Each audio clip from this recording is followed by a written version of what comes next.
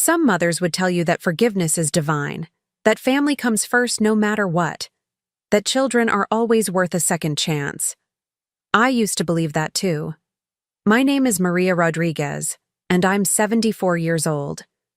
I've spent most of my life putting my son before myself, making excuses for his behavior, and believing that unconditional love meant accepting unacceptable treatment.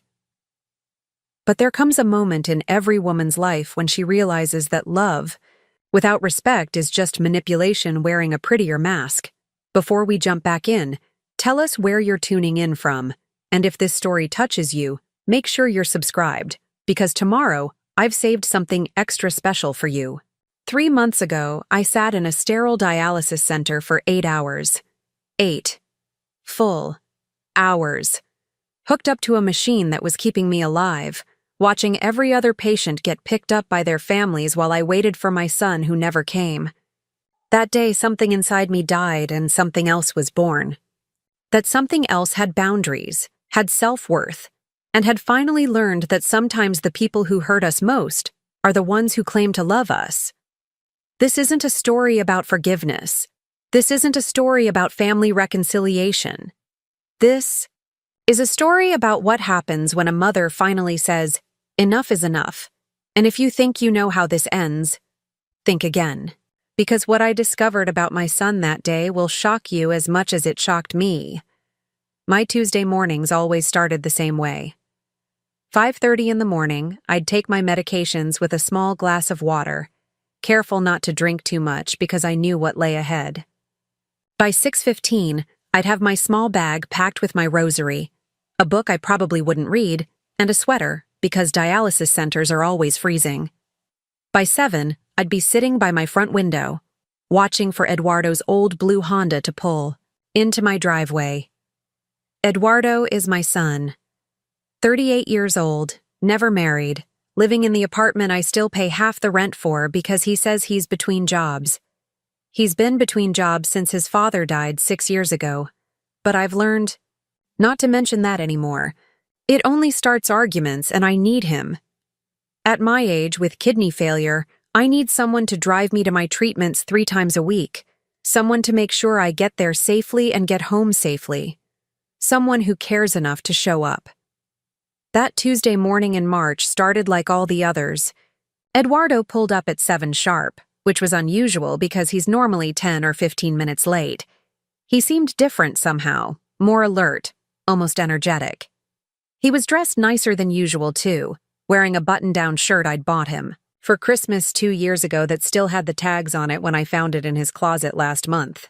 "Morning, Mommy," he said as I settled into the passenger seat.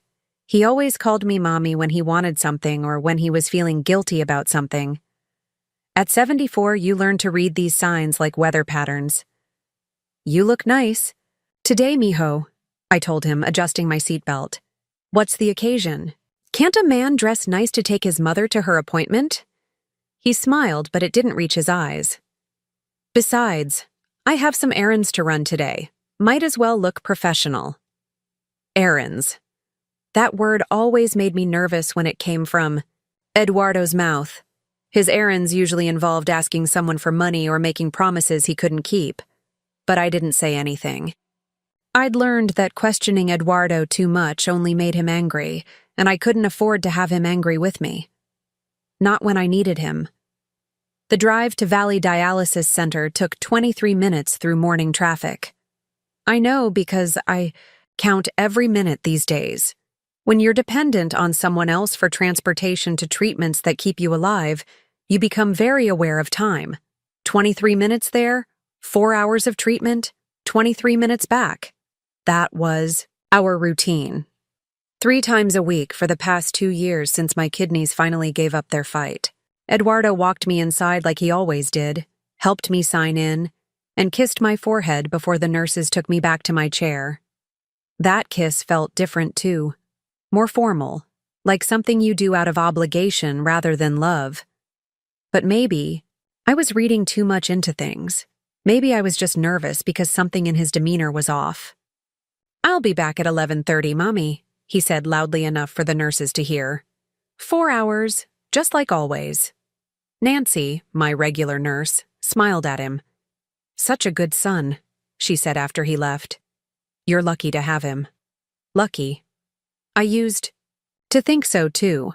My dialysis chair was number 7, third row from the window. I'd been sitting in the same chair for 2 years, watching the same parking lot, seeing the same rotation of cars coming and going. Dialysis is a strange kind of meditation. You're connected to a machine that's cleaning your blood, keeping you alive, and all you can do is sit there and think. Or try not to think, depending on the day. The first hour passed like it always did. The machine hummed its familiar rhythm, my blood flowing out red and returning cleaner. I tried to read the romance novel my neighbor had lent me, but I kept reading the same paragraph over and over. My mind was elsewhere, stuck on Eduardo's strange mood, his nice clothes, his talk about errands. By the second hour, I started watching the parking lot more intently. Not because I expected Eduardo back early, but because I'd developed a habit of noting who came and went. Mrs. Chen's daughter always arrived at 9:30 to pick up her mother. The tall man in the red truck came for his wife at 10:15. The young woman with the crying baby usually showed up around 10:45 to collect her father. During my third hour, Mrs. Patterson, who sat 2 chairs down from me, started telling Nancy about her grandson's graduation. "He's the first in our family to finish college," she said, her voice full of pride. "My daughter says he wants to be a teacher. Imagine that, my grandson a teacher." I smiled and nodded, but her words stung a little. Eduardo had dropped out of college 3 times. Each time I'd paid the tuition up front because he said financial aid was too complicated. Each time he'd promised this would be different. Each time he'd find reasons to quit before the semester ended. The last time he said college was a scam and he was better off learning real-world skills. That was 8 years ago. I'm still waiting to see what real-world skills he learned. As my 4th hour began, I noticed Nancy checking the clock more frequently. She kept glancing at me, then at the clock, then back at me with an expression I couldn't quite read. Concern, maybe, or pity. I didn't like either option. "Everything okay, Nancy?" I asked. "Of course, Mrs. Rodriguez. How are you feeling? Any cramping? Nausea?" "I feel fine." Preparing and narrating this story took us a lot of time, so if you are enjoying it, subscribe to our channel. It means a lot to us. Now back to the story. Why? Just checking. You know how we worry about our favorite patients. But I knew it was more than that. Nancy had been a dialysis nurse for 15 years. She'd told me once that she could tell time by watching families pick up their loved ones.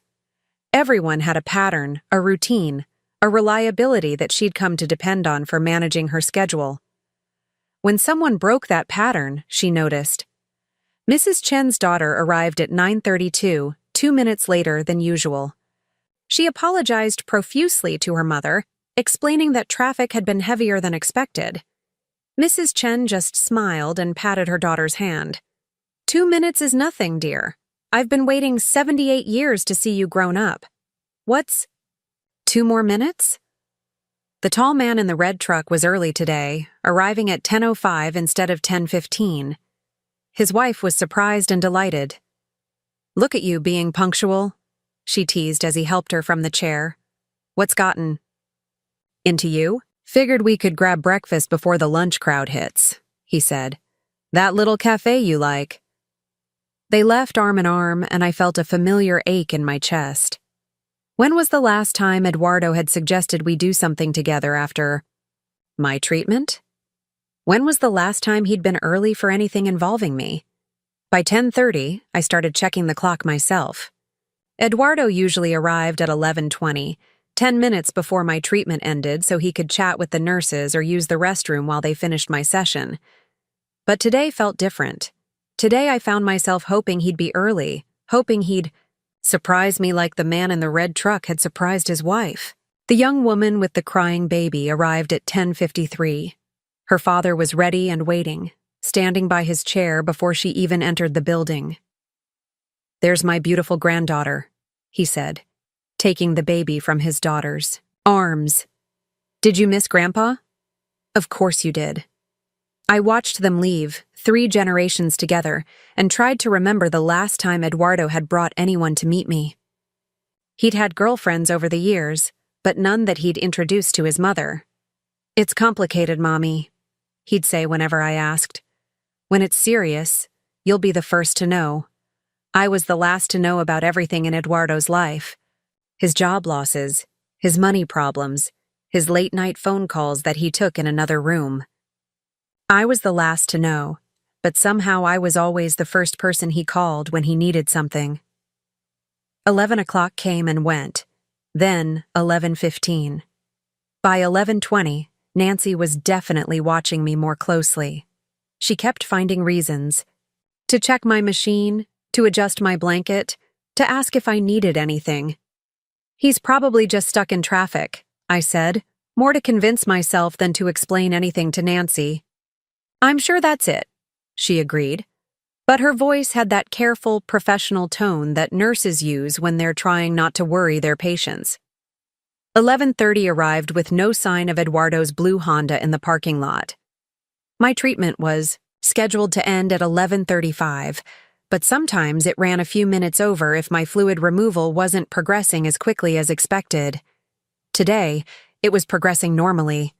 Today, I would be done right on time with no extra minutes to buffer. Eduardo's lateness. At 11:32, my machine began its final cycle. Nancy started preparing to disconnect me, gathering supplies and sanitizing the area around my access port.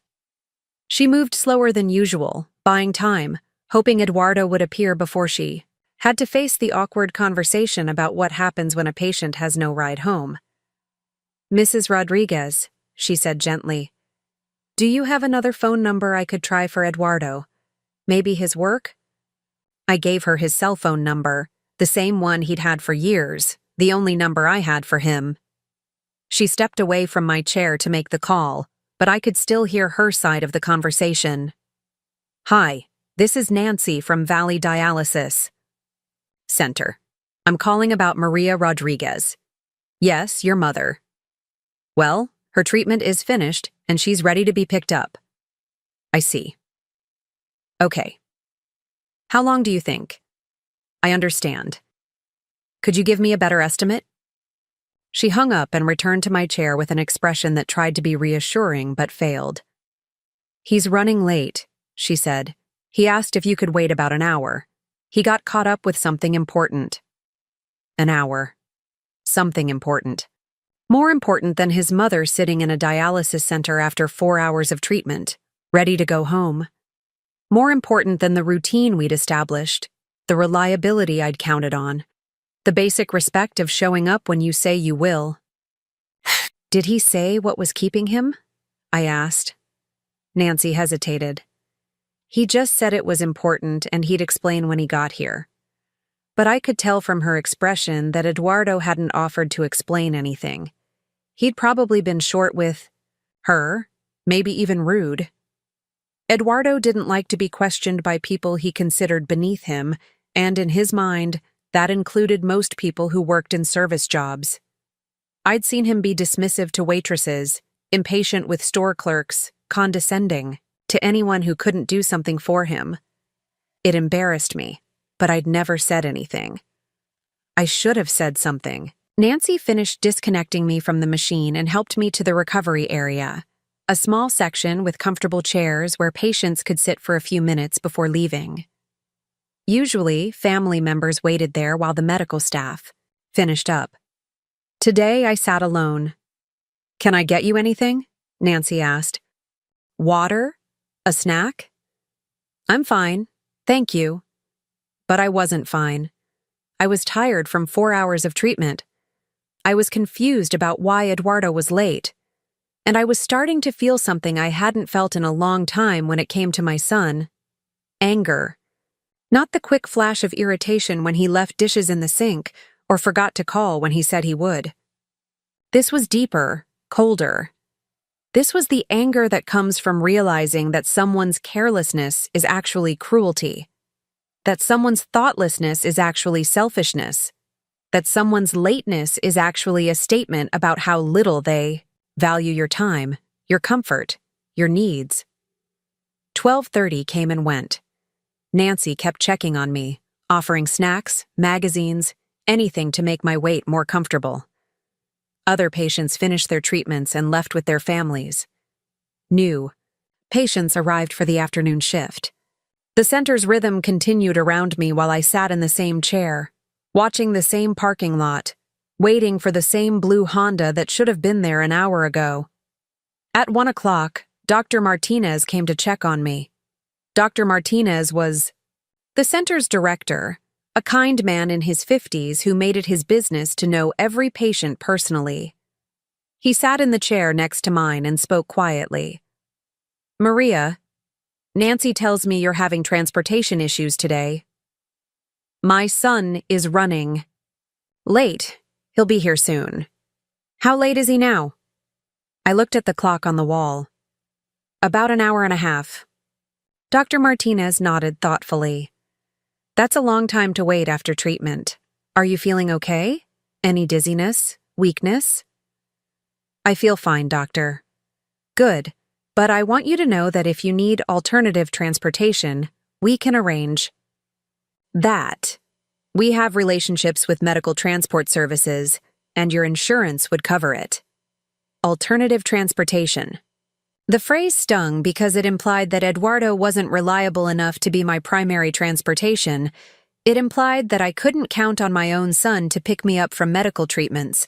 It implied that I needed a backup plan for the one person who was supposed to be my backup plan. "He'll be here," I said. "He's never left me stranded before." But even as I said it, I realized it wasn't entirely true.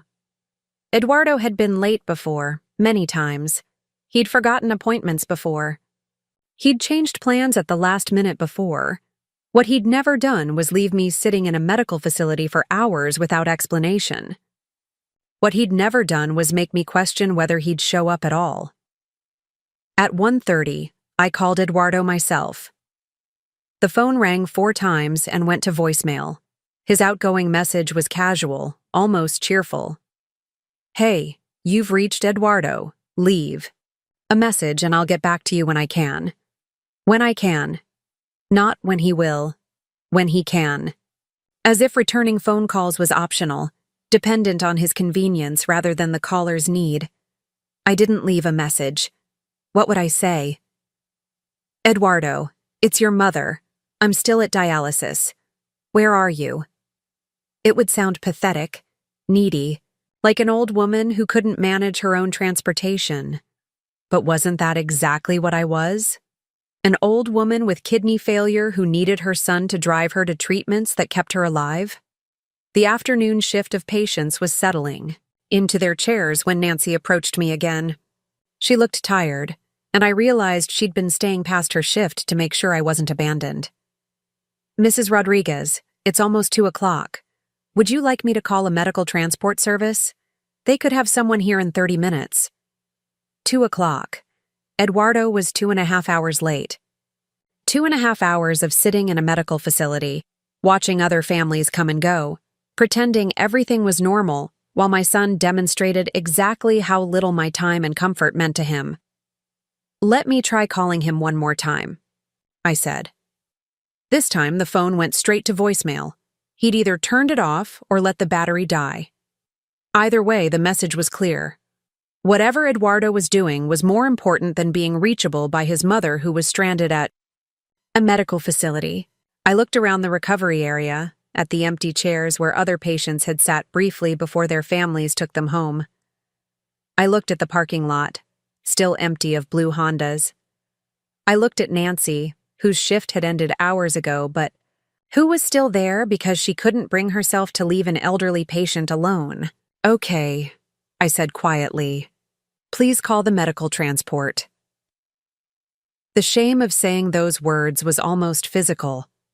After 2 years of Eduardo driving me to dialysis, after all the times I'd told other patients how lucky I was to have such a devoted son, after all the excuses I'd made for his lateness and his attitude, I was asking a stranger to take me home because my own child couldn't be bothered to show up. Nancy squeezed my shoulder gently. It happens more than you think, she said. Family members get busy, emergencies come up. Don't feel bad about needing backup transportation. But this wasn't an emergency. If Eduardo had been in an accident, if he'd been hurt, if something terrible had happened, someone would have called the dialysis center. His phone wouldn't have been turned off. This was something else entirely. This was Eduardo deciding that whatever he was doing was more important than his mother. The medical transport van arrived at 2:45. The driver was a middle-aged woman named Carmen, who helped me into the passenger seat and asked about my day while we drove through afternoon traffic. She was kind and professional. Exactly the sort of person you'd want to have transporting elderly patients to and from medical appointments. How long have you been coming to Valley Dialysis? She asked. 2 years. That's a good center. My father went there before he passed. The staff really cares about their patients. They do. Nancy stayed past her shift today to make sure I had a ride home. She sounds like a keeper. Family member couldn't make it today? I hesitated. How do you explain that your son simply didn't show up? How do you admit that the person you've spent your entire adult life protecting and supporting and making excuses for just left you sitting in a medical facility for 3 hours without explanation? He got held up, I said finally. Carmen nodded. Happens to the best of us. Good thing the center has backup options. When we pulled into my driveway, Eduardo's blue Honda wasn't there. He hadn't beaten me home. He hadn't rushed over to check on me after realizing he'd missed our appointment. Wherever he was, whatever he was doing, it was still more important than his mother. Carmen helped me to my front door and waited while I found my keys. You take care of yourself, she said. See you Tuesday if you need a ride. If I needed a ride. As if this might become a regular arrangement. As if Eduardo might not be dependable enough to count on for future appointments. The possibility hadn't occurred to me before. But standing in my doorway watching Carmen drive away, I realized that today might not be an isolated incident. Today might be the beginning of a new pattern, a new level of thoughtlessness, a new way for Eduardo to demonstrate that his convenience mattered more than my needs. Inside my house, everything was exactly as I'd left it that morning. My coffee cup in the sink, my morning medications still on the kitchen counter, the television remote on the coffee table where I'd placed it after watching the early news. Nothing had changed except me. Something fundamental had shifted during those 3 hours in the dialysis center, during that ride home with a stranger, during the walk up my driveway alone. I sat in my living room chair, the same chair where I waited every Tuesday and Thursday and Saturday morning for Eduardo to pick me up, and I tried to understand what had happened. Not just today, but over the past months and years. When had Eduardo stopped being reliable? When had I stopped expecting reliability from him? When had I started accepting behavior that I would never tolerate from anyone else? The phone rang at 4:30. Eduardo's name appeared on the caller ID. "Mommy, I'm so sorry," he said before I could even say hello. "I got caught up in something and lost track of time. Are you still at dialysis? I'm on my way." "I've been home for an hour and a half," I said. There was a pause. "How did you get home?" "Medical transport." Another pause, longer this time. "I'm really sorry, Mommy. This was important, and I thought I'd be done in time, but it ran longer than expected." Important. There was that word again. More important than his mother. More important than the routine we'd established. More important than basic human decency. What was so important, Eduardo? "It's complicated. Business stuff. I'll explain. When I see you." Business stuff. Eduardo hadn't had steady business in 6 years, but he always had business stuff that was too complicated to explain, too important to postpone, too urgent to schedule around his mother's medical treatments. "I'm tired," I said. "We'll talk tomorrow." "Mommy, wait." I really am sorry. This won't happen again. But as I hung up the phone, I realized that Eduardo had been saying those exact words to me for years, about being late, about forgetting plans, about disappointing me in small and large ways. This won't happen again, was his signature promise, the one he broke most consistently. I sat in my chair as the afternoon light faded, thinking about the past 3 hours, about Nancy staying late, about Carmen the transport driver, about Dr. Martinez offering alternatives. All of these people, strangers and near strangers, had shown me more consideration and care in one afternoon than my own son had shown me in months. That night, I called my neighbor Patricia. Patricia was 76, a widow like me, and we'd become close friends over the past few years. She had 3 daughters who all lived within 20 miles of her, and they had a schedule for checking on their mother that ran like clockwork. "Maria, how are you feeling after treatment today?" she asked. I told her everything. The 3-hour wait, the medical transport, Eduardo's casual phone call hours later. Patricia listened without interruption, and when I finished, there was a long silence. "Maria," she said finally, "how long has Eduardo been treating you like this?" "Like what?" "Like your time doesn't matter. Like your needs are optional. Like you're lucky to get whatever scraps of attention he decides to give you." I wanted to defend Eduardo, to explain that he was busy, that he had his own life to manage, that being a caregiver was difficult for adult children. But the words wouldn't come, because Patricia was right. Eduardo had been treating me like my time didn't matter, like my needs were optional, like I should be grateful for whatever minimal effort he chose to make. "He's my son," I said finally. "And you're his mother, the woman who raised him, sacrificed for him, supported him through every failure and disappointment. You deserve better than to be left sitting in a medical facility for 3 hours because he got caught up in something important." After we hung up, I sat in my kitchen with a cup of tea and really looked at my life with Eduardo. Not the fantasy version where he was a devoted son going through a rough patch, but the reality version where I was a 74-year-old woman being taken advantage of by someone who was supposed to love and protect me. When had I become so small in my own son's priorities? When had I started accepting crumbs and calling them bread? When had I stopped believing that I deserved to be treated with basic respect and consideration? That night, I made a decision. Not a dramatic decision, not a life-changing decision, just a small decision about self-respect and boundaries. If Eduardo was going to treat my time as worthless, then maybe it was time to stop giving him access to something he clearly didn't value. But I had no idea that my small decision about self-respect was about to reveal a truth about my son that would change everything. I had no idea that Eduardo's 3-hour disappearance wasn't carelessness, or thoughtlessness, or even cruelty. It was something much worse than that. The next morning, I woke up with a headache that had nothing to do with my kidney condition and everything to do with the restless night I'd spent replaying Eduardo's excuses. "Business stuff," he'd said. "Complicated." Those were his go-to phrases whenever he didn't want to give me a real explanation, and I'd been accepting them for far too long.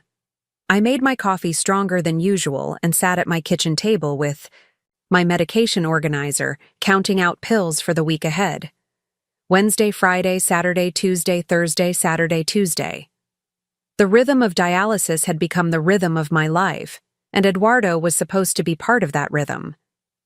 Reliable, predictable, present. Yesterday had shattered that illusion completely. My phone rang at 8:15.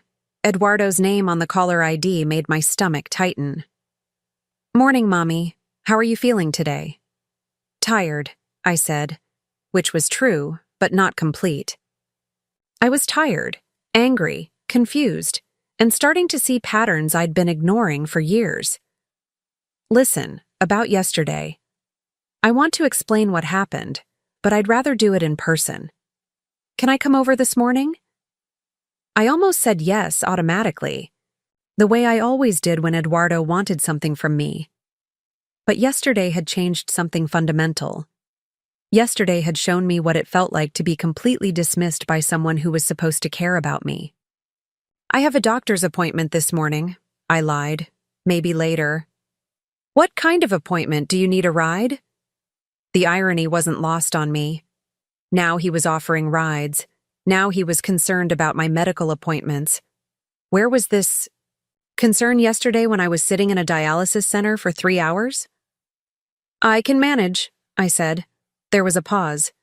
Eduardo wasn't used to me being short with him, wasn't used to me not immediately accommodating his schedule. "Okay, well, maybe I'll stop by this afternoon. We need to talk." "We need to talk."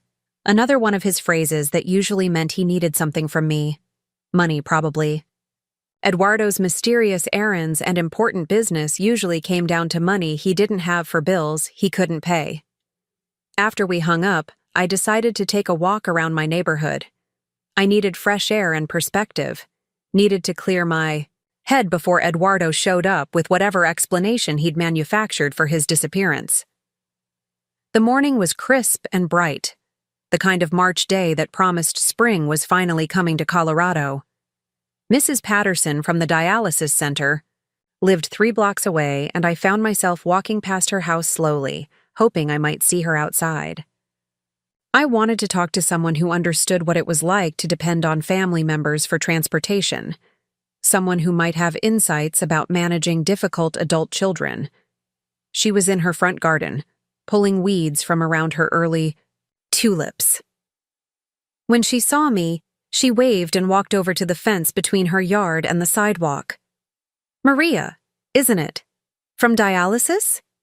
"Yes, you have such a beautiful garden." "Thank you. Gardening keeps me busy between treatments." "How are you?" "Feeling? I noticed you were still there when I left yesterday. Everything okay?" The question was casual, but I could hear the genuine concern underneath it. Mrs. Patterson had been through enough medical treatments to recognize when something was wrong with a fellow patient's routine.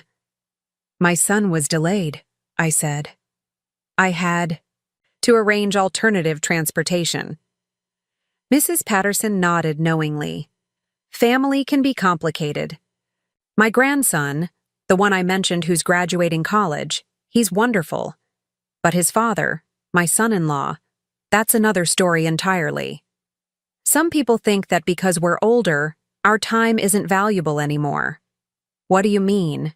Well, they'll keep us waiting without thinking twice about it. They'll change plans at the last minute because something better came up. They'll promise to help with something and then conveniently forget. Like we don't have schedules or feelings or dignity that matters. Her words hit me like a physical blow because they described Eduardo's behavior perfectly. The casual lateness, the last-minute cancellations, the promises that evaporated when something better came along. I'd been making excuses for all of it, telling myself that Eduardo was busy, that caregiving was stressful, that I should be grateful for whatever help he provided. "But they're family," I said weakly. "Family should treat us better, not worse. Family should be the people we can count on, especially when we're vulnerable. If a stranger treated you the way some family members do, you'd never speak to that stranger again."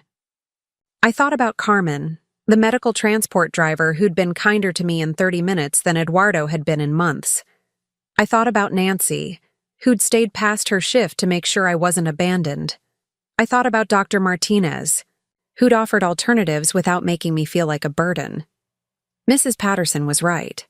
Strangers had treated me with more consideration and respect than my own son.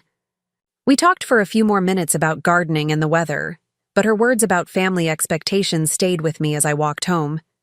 When I reached my front door, Eduardo's blue Honda was in my driveway. He was early for once, probably because he was anxious to deliver whatever explanation he'd prepared. I found him in my kitchen, making coffee like he lived there. He'd used my good coffee, the expensive blend I saved for special occasions, and he'd made enough for 2 people without asking if I wanted any. These small presumptions had always irritated me, but I'd never said anything. Eduardo had a way. of making me feel petty for caring about such minor things. "There you are, Mommy. Where did you go so early?" "I took a walk.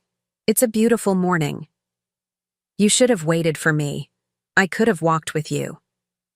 But he couldn't have, because he'd been unreachable yesterday when I actually needed him. He couldn't have, because his version of spending time with me usually involved him talking about his problems while I listened and worried and offered solutions he wouldn't take. Eduardo handed me a mug of my own coffee and sat across from me, at my kitchen table. He was dressed casually today, jeans and a t-shirt, his nice clothes from yesterday nowhere to be seen.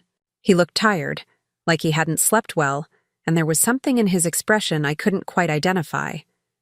Guilt, maybe, or calculation. "About yesterday," he began. "I owe you a real explanation." I waited, curious to see what story he'd constructed to justify abandoning me at a medical facility for 3 hours. "I got a call about a job opportunity, a really good one, something that could change everything for me. But I had to meet with the guy right away, yesterday morning, or he was going to offer it to someone else."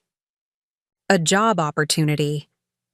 Eduardo had been chasing job opportunities for 6 years, each one more promising than the last, each one requiring immediate action that coincidentally conflicted with his responsibilities to me.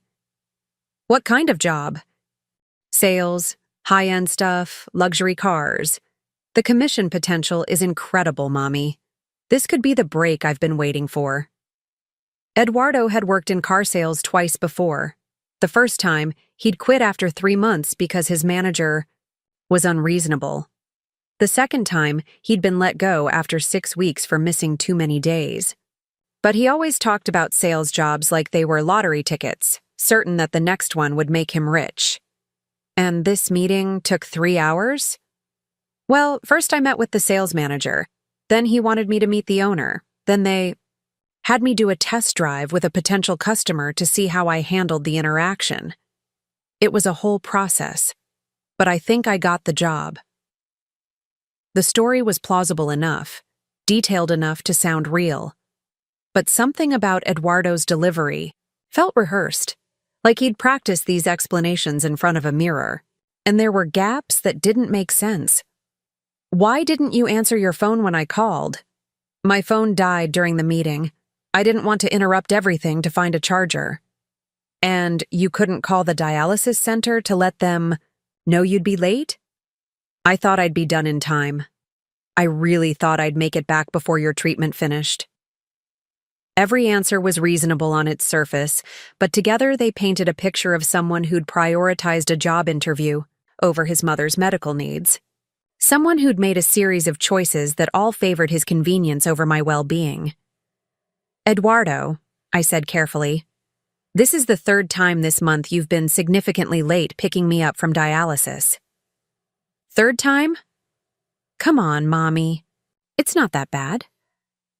2 weeks ago, you were 45 minutes late because you stopped to look at apartments. Last week, you were an hour late because you forgot what time my treatment ended. Yesterday, you were 3 hours late for a job interview you didn't mention until today." Eduardo shifted uncomfortably in his chair. He wasn't used to me keeping track of his failures, wasn't used to me presenting evidence of his unreliability. "I'm doing my best here, Mommy. Taking care of you isn't easy. I have my own life to manage, too." Taking care of me. As if driving me to medical treatments 3 times a week was some enormous burden rather than the bare minimum of what a son should do for his mother. As if I should be grateful for his sporadic, unreliable assistance instead of expecting basic competence and consideration. "I never asked you to take care of me," I said quietly. "I asked you to drive me to dialysis." "That's not the same thing." "What's the difference?" Taking care of someone means making their well-being a priority. Driving someone to dialysis means showing up when you say you will and being there when treatment ends. You've been doing the second thing. Barely, but you haven't been doing the first thing at all. Eduardo stared at me like I'd started speaking a foreign language. In his mind, showing up most of the time and eventually getting me home was taking care of me. The idea that I might need more than that, might deserve more than that, seemed to genuinely confuse him. Look, I'm sorry about yesterday, okay? But this job could be really important for both of us. If I start making good money, I can help you more. Maybe we could even look into getting you a car. A car. I was 74 years old with kidney failure, and Eduardo thought the solution to his unreliability was for me to drive myself to medical treatments. The suggestion was so absurd that I almost laughed. Eduardo, I haven't driven in 2 years. My reflexes aren't what they used to be, and dialysis leaves me tired and sometimes dizzy. Even if I could drive safely, who would help me if something went wrong during treatment? They have staff for that. Staff isn't family. Staff doesn't know my medical history or my preferences or how to advocate for me if something goes wrong. So what do you want me to do? Turn down job opportunities so I can be your personal chauffeur? Personal chauffeur. That's how Eduardo saw his role in my medical care. Not as a son helping his mother through a health crisis, not as family, providing essential support, but as a chauffeur whose services I was lucky to receive. I want you to be reliable, I said. I want you to show up when you say you will and be there when I need you. I want you to understand that my medical treatments aren't optional social events that can be rescheduled around your convenience. I am reliable. Yesterday was unusual circumstances. Eduardo, you've been late or absent or distracted for months. Yesterday wasn't unusual circumstances. Yesterday was you finally showing me exactly how little my needs matter to you. The words came out harsher than I'd intended, but they were true. For months, maybe years, Eduardo had been demonstrating through his actions that my time, my comfort, my medical needs were secondary to whatever else was happening in his life. Yesterday had just been the most extreme example of a pattern I'd been refusing to see. Eduardo stood up abruptly, his chair scraping against the kitchen floor. This is ridiculous, Mommy. I'm trying to build a career, trying to make something of myself, and all you can do is complain about being a few minutes late here and there. 3 hours isn't a few minutes. Fine, 3 hours, one time, and I apologized. You apologized for getting caught, not for leaving me stranded. I didn't leave you stranded. You got home fine. I got home because strangers helped me, because a nurse stayed past her shift and a medical transport driver treated me with more consideration than my own son. Eduardo grabbed his keys from the counter, his movements sharp and angry. You know what, Mommy? Maybe you should use medical transport from now on. Maybe that would be easier for both of us. The suggestion hit me like a slap. Eduardo was offering to abandon his caregiving responsibilities entirely, rather than acknowledge that his behavior had been unacceptable. Rather than commit to being more reliable, he was suggesting I find other arrangements. Is that what you want? I asked. I want you to stop acting like I'm the worst son in the world because I had one bad day. One bad day, Eduardo? Let me tell you about my bad days. My bad days are when I can't eat solid food because my stomach is rejecting everything. My bad days are when I'm so tired from treatment that I can barely walk from the car to my front door. My bad days are when I sit in a medical facility wondering if my son cares enough about me to show up. Eduardo stopped at the kitchen doorway. His back still turned to me. Of course I care about you. Then act like it. Don't tell me you care while treating me like an inconvenience. Don't say you love me while demonstrating that everything else in your life is more important than I am. He turned around then, and I saw something in his face that I'd never seen before. Not guilt or shame or even anger. Something colder, more calculating. Something that made me wonder if I really knew my son at all. What do you want from me, Mommy?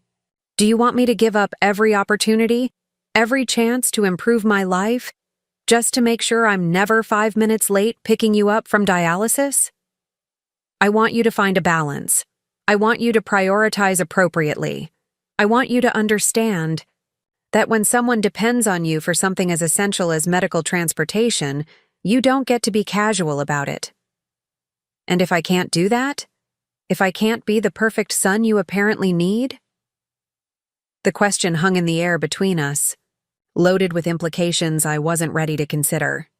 Eduardo was asking me to choose between accepting his unreliable, inconsiderate treatment or losing his help entirely. He was presenting those as my only two options, as if expecting basic reliability from family was unreasonable. I guess we'll have to figure that out, I said. Eduardo nodded once, sharply, and walked out of my kitchen without another word. I heard my front door close, heard his car start, heard him back out of my driveway with more speed than necessary. The silence he left behind felt different from the usual quiet of my house. It felt final somehow, like something between us had broken that couldn't be easily repaired. I sat at my kitchen table for a long time after he left, staring at the coffee mug he'd abandoned, thinking about the conversation we'd just had. Eduardo had come here to explain yesterday's abandonment, but instead he'd revealed something much more troubling. He genuinely didn't understand why his behavior was unacceptable. In his mind, I was being unreasonable for expecting reliability. I was being demanding for wanting basic consideration. When had we gotten to this point? When had Eduardo started seeing me as a burden rather than his mother? When had I become someone whose needs were negotiable rather than essential? I thought about Mrs. Patterson's words about family treating us worse than strangers would. I thought about Carmen's kindness, Nancy's professionalism, Dr. Martinez's concern. All of these people had shown me more respect in one afternoon than Eduardo had shown me in months. That afternoon, I called Valley Dialysis Center and asked to speak with Nancy. "Mrs. Rodriguez, how are you feeling today?" "I'm fine, Nancy. I wanted to ask you about the medical transport service you mentioned yesterday. How does that work exactly?" There was a pause. Nancy was too professional to ask why I needed this information, but I could hear the question in her silence. "Well, it's pretty straightforward. We can set up regular transportation for your treatment days, or you can call as needed. Your insurance covers it as medical necessity transportation. The drivers are all trained in working with dialysis patients. And they're reliable?" "Very reliable. More reliable than family members, to be honest. They don't have competing priorities or personal dramas. They just focus on getting patients to and from treatment safely and on time." More reliable than family members. Nancy had probably seen hundreds of patients over the years, had probably watched countless family dynamics play out in her dialysis center. Her assessment wasn't a criticism of Eduardo specifically, but it stung anyway because it was accurate. What would I need to do to set up regular transportation? "Just let me know which days you want it scheduled and I'll handle the paperwork. We can start as soon as tomorrow if you need." Tomorrow was Thursday. I had dialysis every Tuesday, Thursday, and Saturday. 3 days a week that I'd been depending on Eduardo to be responsible, reliable, present. 3 days a week that I'd been setting myself up for disappointment. "Let me think about it," I said. "I'll let you know." But I already knew what I was going to do. Eduardo had made it clear that being my transportation was a burden he resented, a responsibility that interfered with his more important priorities. If that's how he felt, then maybe it was time to remove that burden from his shoulders entirely. That evening, I sat in my living room with a cup of tea and really examined my relationship with Eduardo. Not the relationship I wished we had. Not the relationship I remembered from when he was younger, but the relationship that actually existed right now, today, between a 74-year-old woman with kidney failure and her 38-year-old son. Eduardo called me when he needed money, which was often. He visited when he was lonely or bored or wanted home-cooked food. He drove me to dialysis when it was convenient for him and made excuses when it wasn't. He talked about his problems for hours while showing minimal interest in mine. He made promises he didn't keep and offered explanations that didn't quite add up. When I laid it out like that, Without the emotional buffer of maternal love and hope and denial, the picture was pretty clear. Eduardo wasn't taking care of me. I was taking care of him, financially and emotionally, while he provided minimal, unreliable assistance in return. But what hurt most wasn't the imbalance. What hurt was the realization that Eduardo seemed to feel entitled to this arrangement. He didn't act grateful for my financial support or apologetic about his unreliability. He acted like I owed him my help while he owed me nothing more than showing up when convenient. That night, I called Patricia and told her about my conversation with Eduardo.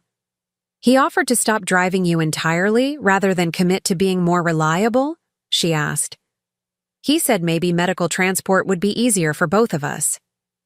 "Easier for him, you mean? He's trying to manipulate you into backing down from your perfectly reasonable expectations." "Maybe I am being too demanding. Maybe I should be more understanding about the pressures he's facing." "Maria, listen. To me, you are not being demanding. You are asking your son to show up when he says he will for your medical treatments. That is literally the bare minimum of what family members do for each other." "But he's all I have, Patricia. If I push too hard, if I make this into a bigger conflict, I might lose him entirely." "Honey, what exactly would you be losing? Someone who shows up when convenient, leaves you stranded when something better comes along, and makes you feel guilty for having basic expectations.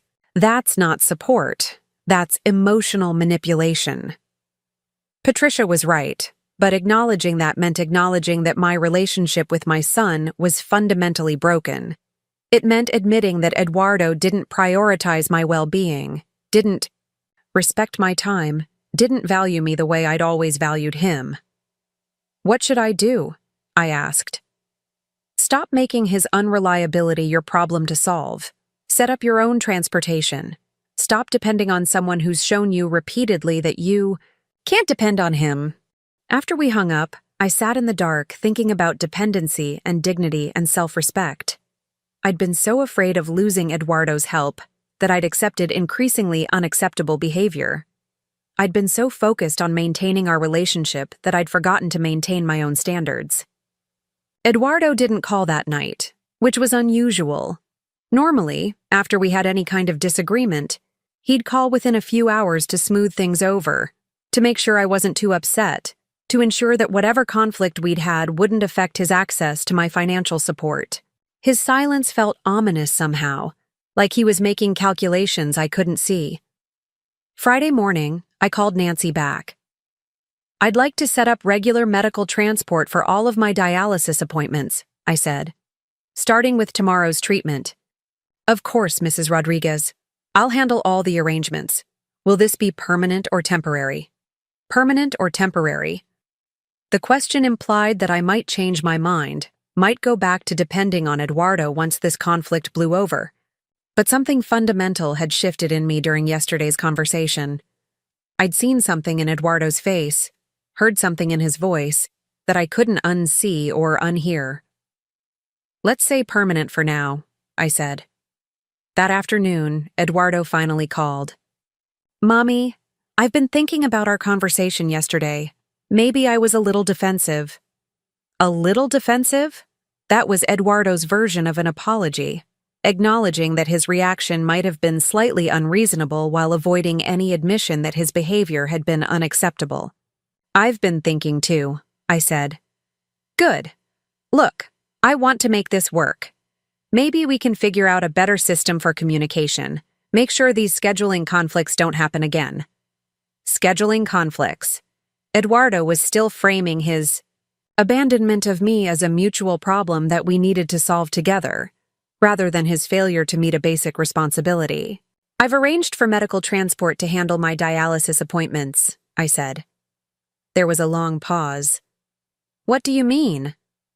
"I mean, I've set up regular transportation through the dialysis center. You don't need to drive me anymore." "Mommy, that's not necessary. We can work this out. I think this is better for both of us.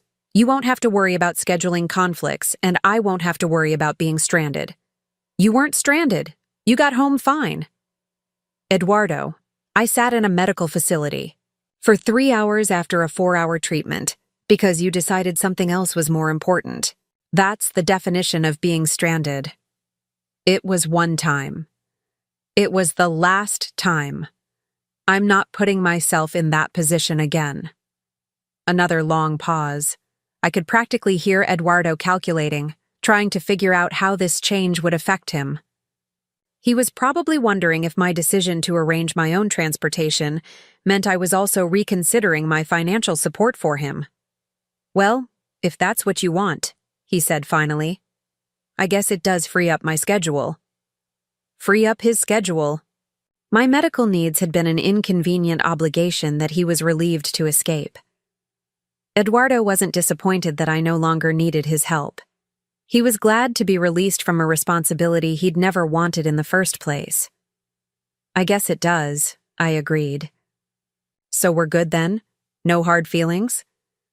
No hard feelings. Eduardo wanted reassurance that this conflict wouldn't have lasting consequences for him, that I wasn't holding grudges that might affect his access to my support and resources. We're good, I said, but I wasn't sure we were good at all. I wasn't sure we'd been good for a long time. Saturday morning, my first dialysis appointment with medical transport, Carmen picked me up at 6:45 sharp. She was the same driver who'd brought me home on Tuesday, and she greeted me like an old friend. How are you feeling today, Maria? Better, thank you. Ready to get this treatment over with. That's the spirit. Nice that you don't have to worry about coordinating with family members anymore. Sometimes it's easier to just handle your own arrangements. Carmen probably transported dozens of elderly patients every week, probably saw all kinds of family dynamics and reliability issues. Her comment wasn't judgmental, just observational, but it reinforced what I was beginning to understand about my situation with Eduardo. At the dialysis center, Nancy greeted me with a smile. How was your first ride with medical transport? Very smooth. Carmen is wonderful. She's one of our best drivers, very reliable, very caring. You'll be in good hands. Reliable. Caring. Two qualities I'd thought I could count on from Eduardo, but had been disappointed by repeatedly. Two qualities that strangers were providing more consistently than my own son. During my treatment, I watched the familiar rhythm of the dialysis center. Patients arriving, getting connected to machines, sitting for hours while their blood was cleaned, getting disconnected, leaving with family members or transport services. Everyone had their routine, their support system, their way of managing this necessary but difficult part of their lives. Mrs. Patterson was in her usual chair, 2 spots down from mine. Her daughter had arrived early and was sitting beside her, talking quietly about weekend plans. The love and care between them was obvious, comfortable, natural. They weren't performing dutiful family interactions. They were genuinely enjoying each other's company. I tried to remember the last time Eduardo had seemed to genuinely enjoy spending time with me, the last time our interactions had felt natural rather than obligatory. The last time he'd asked about my day without needing something from me. The last time he'd shared something about his life without it being a request for advice or financial help. I couldn't remember. Our relationship had become entirely transactional. He provided minimal, unreliable assistance with transportation, and I provided financial support, emotional support, and a home-cooked meal whenever he was hungry. The balance was so lopsided that I'd stopped seeing it clearly, stopped recognizing how little I was receiving in return for everything I was giving. When Carmen picked me up after treatment, she asked about my weekend plans. Nothing special. Quiet weekend at home. That sounds nice. Sometimes quiet weekends are the best kind. Family coming to visit? Probably not this weekend. Carmen nodded without pressing for details. She probably transported enough elderly patients to recognize the tone that meant family relationships were complicated. She probably heard enough stories to know that adult children didn't always prioritize their aging parents the way they should. That weekend, Eduardo didn't call or visit. Usually, he checked in at least once over the weekend, often stopping by for dinner on Sunday if he didn't have other plans. His absence felt deliberate, like he was punishing me for arranging my own transportation, for no longer needing him in the way I used to. But instead of feeling abandoned, I felt something unexpected. Relief. Relief that I didn't have to worry about whether Eduardo would show up for Tuesday's dialysis appointment. Relief that I didn't have to manage his moods or make excuses for his lateness. Relief that I could count on Carmen and the medical transport service to be professional, punctual, and focused on my needs rather than their own convenience. Sunday evening, Patricia called to check on me. "How was your first weekend of independence?" "Quiet. Eduardo hasn't called since I told him about the transportation arrangements." "He's probably sulking. Men like Eduardo don't like it when their mothers stop needing them, especially when they weren't meeting those needs very well in the first place." "Do you think I made the right decision?" "Maria, you made the only decision that preserved your dignity and safety. Eduardo showed you that you couldn't depend on him for something as basic as medical transportation. You found a solution that doesn't require you to beg for basic consideration from someone who should be providing it freely." Monday morning, Eduardo finally called. "Mommy, I wanted to check on you. How did Saturday go with the transport service?" "It went fine. Very smooth." "Good, good. Listen, I've been thinking, and I realize I might have been taking some things for granted. Maybe I could still drive you sometimes when my schedule allows." When his schedule allows. Eduardo was offering to occasionally provide transportation as a favor to me, rather than acknowledging that regular, reliable transportation to medical treatments should be a given. He was positioning himself as generous for offering to sometimes do what he should have been doing consistently all along. "The transport service is working out well," I said. "I think I'll stick with that arrangement." "Are you sure? I mean, it seems impersonal. These drivers don't know you like I do." Eduardo was right that the drivers didn't know me like he did. But that was part of what made them better at their job. They didn't bring personal drama or competing priorities to our interactions. They didn't make me feel guilty for needing transportation or resentful for depending on them. They treated me with professional courtesy and respect, which had become more than I could expect from my own son. "I'm comfortable with the arrangement," I said. "Okay, well, maybe I could come by for dinner this week. I haven't seen you since our talk on Thursday." Dinner.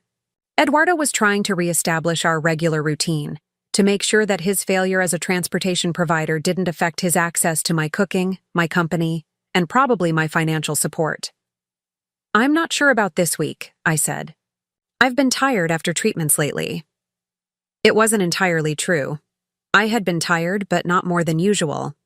What was true was that I needed space to figure out how I felt about Eduardo, about our relationship, about the future. I needed time to process what had happened without the pressure of pretending everything was normal. "Oh, okay. Well, maybe next week then. Maybe." After we hung up, I realized that for the first time in years, I had said no to Eduardo about something he wanted, not no to giving him money, which I'd done occasionally when his requests were too outrageous. But no to spending time with him, no to providing the emotional support and domestic comfort he'd come to expect from me. It felt strange, almost foreign. I'd spent so many years accommodating Eduardo's needs and schedules and moods that setting a boundary felt like speaking a language I'd forgotten how to use. But it also felt necessary, like something I should have done a long time ago.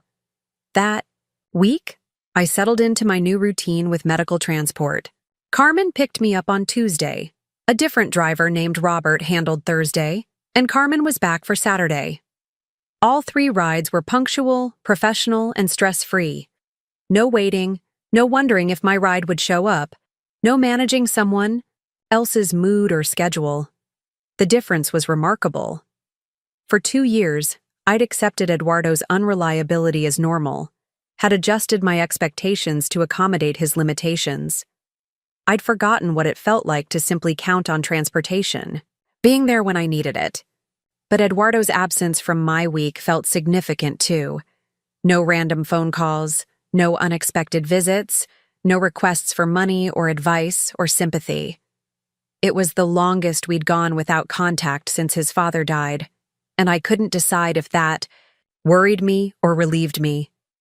Thursday evening, while I was preparing a simple dinner for one, my doorbell rang.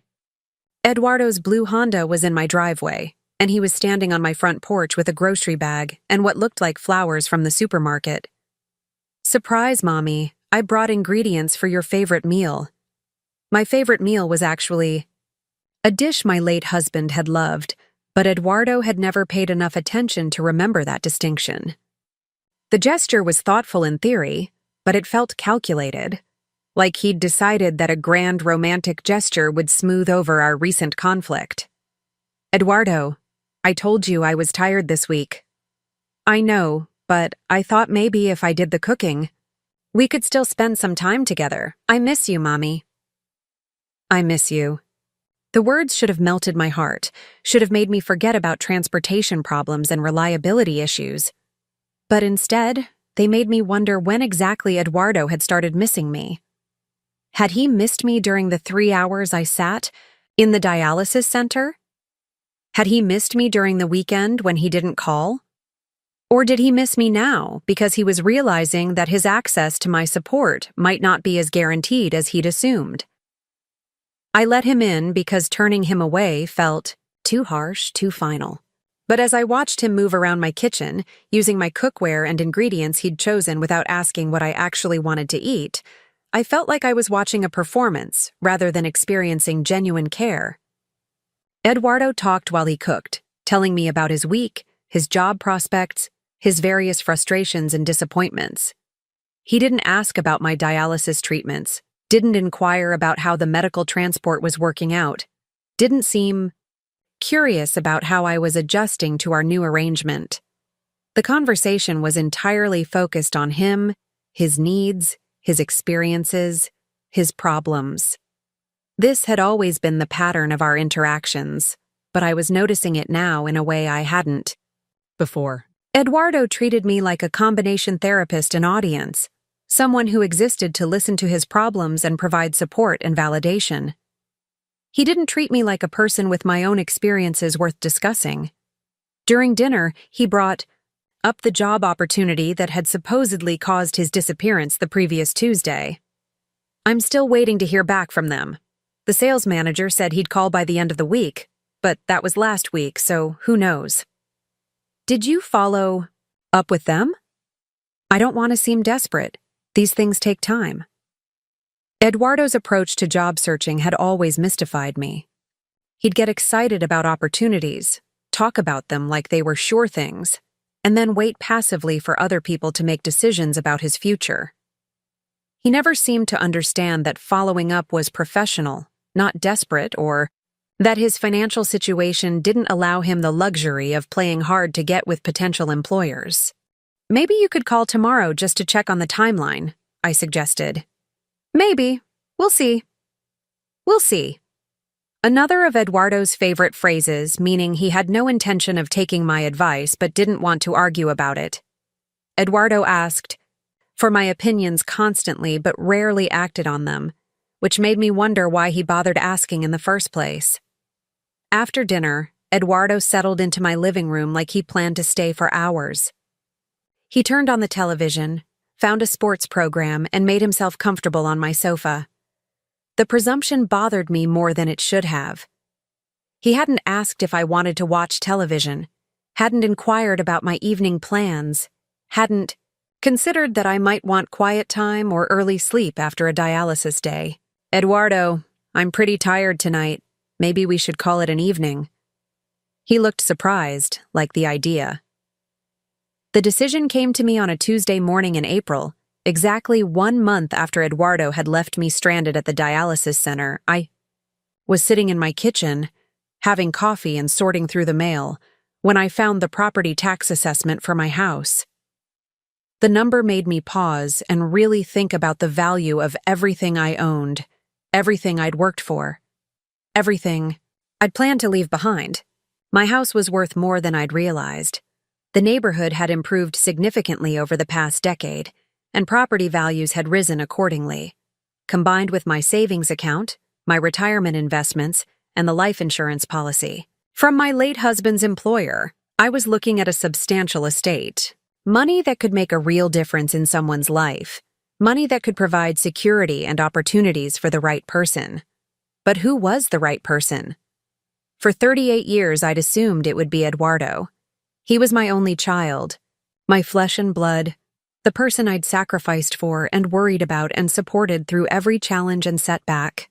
Leaving everything to him had seemed so automatic, so natural, that I'd never seriously considered any alternative. Until now. I set down the property assessment and really thought about what Eduardo would do with an inheritance. Based on his track record with money, his approach to responsibility, his pattern of making poor decisions and expecting other people to fix the consequences, I had a pretty clear picture. He'd probably quit whatever job he had at the time, spend freely without budgeting or planning, and burn through everything within a few years. The money I'd spent a lifetime accumulating would be gone, wasted on Eduardo's immediate gratification rather than invested in his long-term security. But worse than the financial waste was the moral implication. By leaving everything to Eduardo, I'd be rewarding his treatment of me over the past few years. I'd be telling him that abandoning me at medical facilities, treating me like an inconvenience, showing me no respect or consideration, was acceptable behavior that came with no real consequences. I'd be teaching him that blood relation was enough to guarantee inheritance, regardless of how he'd treated the person providing that inheritance. That afternoon, I called my lawyer. Stephen Morrison had handled my legal affairs for over 15 years, ever since my husband died. He was a calm, methodical man in his 60s who specialized in estate planning and had helped dozens of elderly clients navigate complicated family situations. "Maria, good to hear from you. How can I help?" "You today?" "I'd like to make some changes to my will." "Of course. What kind of changes are we talking about?" I hesitated, realizing that saying the words out loud would make this decision real and irreversible. "I want to remove my son as the primary beneficiary." There was a pause. Stephen had probably heard similar requests before, but he was too professional to react with surprise or judgment. "That's certainly your right, Maria. May I ask what's prompting this change?" I told him about the dialysis incident, about Eduardo's pattern of unreliability, about the way he'd treated me when I'd tried to address the problem. Stephen listened without interruption, occasionally asking clarifying questions about dates and specific incidents. "And this isn't a temporary disagreement? You've thought this through carefully?" "I've been thinking about it for weeks. This isn't about punishment, Stephen. It's about recognizing that Eduardo isn't the person I'd raised him to be, and he's not someone I can trust to handle a significant inheritance responsibly." "Understood. Do you have someone else in mind as your primary beneficiary?" "I did, actually. Over the past few weeks, as I'd been processing my feelings about Eduardo, I'd also been noticing other people in my life who'd shown me kindness and consideration. People who treated me with respect, who demonstrated character and integrity in their daily actions. "Isabel Morales," I said. "She's my neighbor Patricia's daughter. She's 28, a teacher, married with 2 young children. She's been incredibly kind to me over the past few years." Stephen made notes while I explained about Isabel, how she'd helped me with grocery shopping when I was too weak after treatments, how she'd shoveled my sidewalk during winter storms, without being asked, how she'd brought her children over to visit, understanding that elderly people needed connection and joy in their lives, how she'd never asked me for anything but had consistently offered help and companionship. "Isabel, sounds like a wonderful young woman," Stephen said. "But are you sure about making such a significant change? Perhaps you could reduce Eduardo's inheritance rather than eliminating it entirely? I'd considered that option, but it felt like a compromise that would satisfy no one. Eduardo would feel cheated out of what he considered his birthright, and I'd still be rewarding his poor treatment of me with a substantial financial gift. Either I believed he'd earned an inheritance through his behavior toward me, or I didn't. There was no middle ground that made moral sense.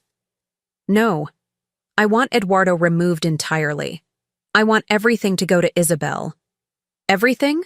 The house, the savings, the investments, the insurance proceeds? Everything. Isabel has 2 small children and a teacher's salary.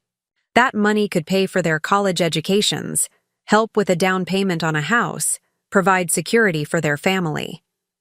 Eduardo would waste it within 5 years.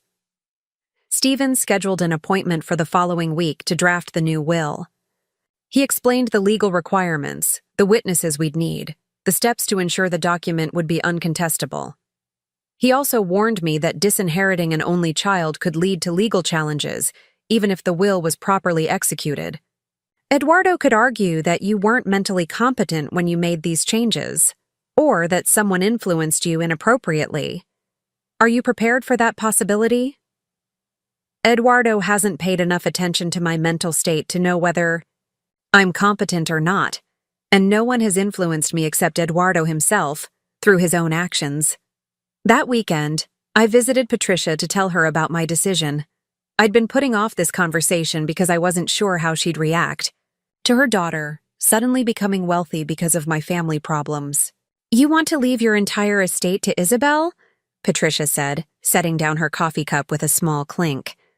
"Maria, that's incredibly generous, but are you sure? That's a life-changing amount of money."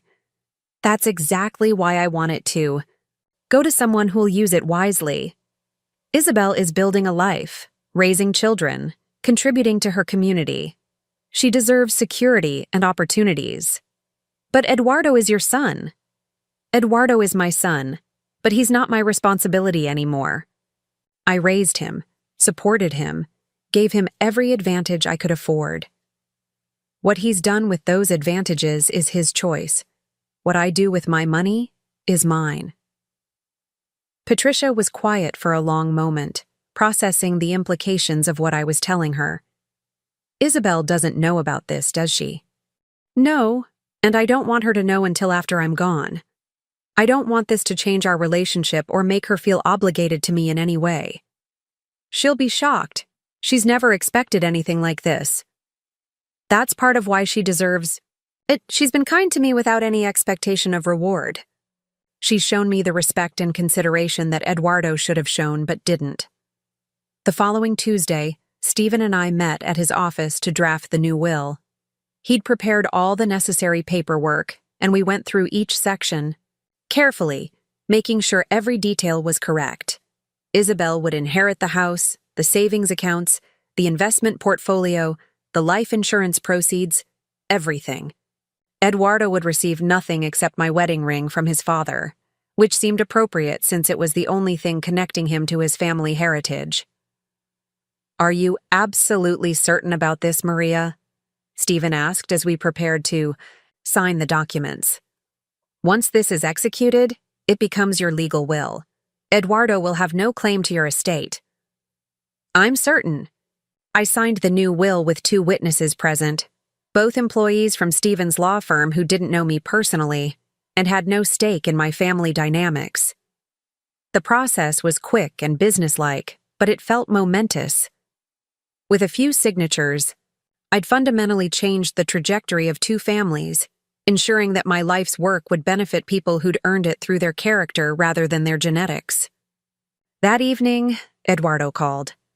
He'd been checking in more frequently since our confrontation, probably sensing that something had shifted in our relationship and wanting to manage whatever damage might affect his future prospects. "How are you? Feeling, Mommy? How was dialysis today?" "Fine. The transport service continues to work well." "Good. Good. Listen, I've been thinking about maybe taking you to dinner this weekend.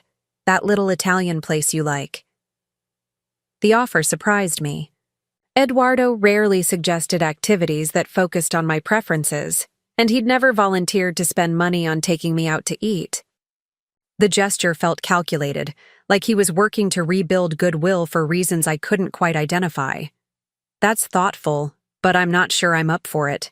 I've been tired lately. Come on, Mommy. It would be good for you to get out, have a nice meal, spend some time together. My treat. His treat. Eduardo, who'd been unemployed or underemployed for months, who'd been asking me for financial help regularly, was offering to pay for dinner at a restaurant that was expensive by my standards. Where had this sudden financial generosity come from? Where are you getting money for expensive dinners, Eduardo? I've been picking up some freelance work. Nothing major, but enough to cover a nice dinner for my mother. Freelance work. This was the first I'd heard of any employment, freelance or otherwise. Eduardo usually shared every detail of his job prospects and financial situation, partly because he knew I worried about his stability, and partly because he often needed my help managing whatever income he did have. What kind of freelance work? Marketing stuff, social media consulting. It's temporary, but it pays okay. The explanation was vague enough to be suspicious. Eduardo had never shown any aptitude for marketing or social media, had never mentioned interest in that field, had never demonstrated the self-discipline required for freelance work.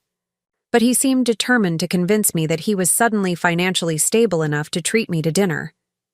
I appreciate the offer, but I think I'll stay home this weekend. You sure? We haven't spent much time together lately. I've been dealing with some fatigue issues. Maybe another time. Eduardo accepted my refusal more easily than I'd expected, which seemed odd. Usually, when he had an agenda, he was more persistent about getting what he wanted. His casual acceptance of my decline made me wonder if the dinner invitation had been a test of some kind, a way to gauge my mood or my willingness to spend time with him. Over the next few weeks, Eduardo's behavior became increasingly puzzling.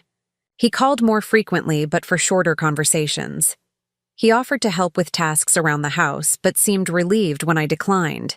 He mentioned future plans that included me, but in vague, non-committal ways.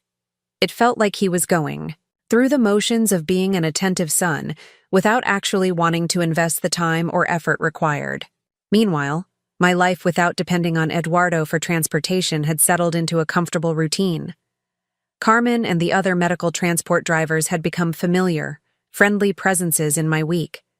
They asked about my health, remembered details from previous conversations, and treated me with consistent professionalism and warmth. The reliability was remarkable after months of Eduardo's unpredictability. Isabel continued to be a bright spot in my week. She stopped by every few days, usually with her children, bringing energy and laughter into my quiet house.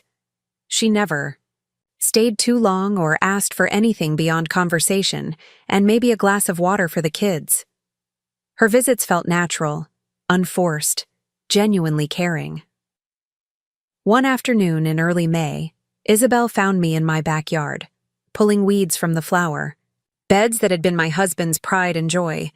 I'd been neglecting the garden since his death, but spring had inspired me to try maintaining it again. Those roses are gorgeous, Mrs. Rodriguez. You have such a green thumb. My husband planted those. I'm just trying to keep them alive. Well, you're doing a beautiful job. Would you like some help? I love gardening, and the kids could play in your backyard while we work. We spent the afternoon working side by side, pulling weeds, pruning dead branches, planning what to plant in the empty spaces. Isabel's children played on my old swing set, the one Eduardo had used 30 years ago. Their laughter filled the yard with life and joy that had been missing for too long. Mrs. Rodriguez, can I ask you something personal? Isabel said as we finished up. Of course, dear. My mom mentioned that you and your son have been having some difficulties. I hope I'm not overstepping, but I wanted you to know that if you ever need anything at all, please don't hesitate to ask. You've been so kind to our family. I looked at this young woman, her clothes dirty from gardening, Her children happy and tired from playing, her face open and concerned about an elderly neighbor's well-being. The contrast with Eduardo's self-centered approach to our relationship was stark and painful. Thank you, Isabel. That means more to me than you know.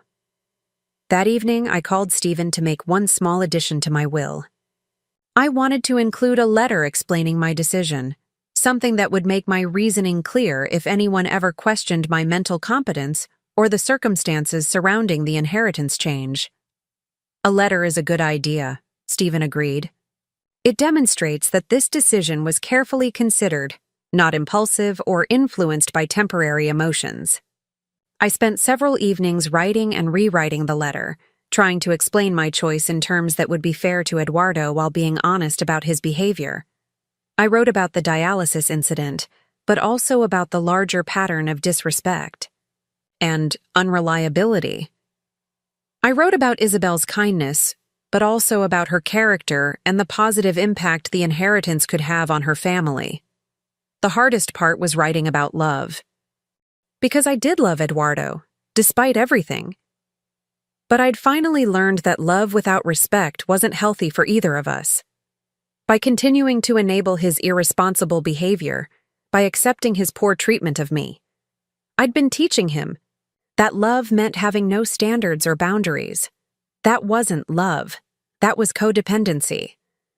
In my letter, I wrote, I am not punishing Eduardo by removing him from my will. I am protecting my legacy by ensuring it goes to someone who will honor it.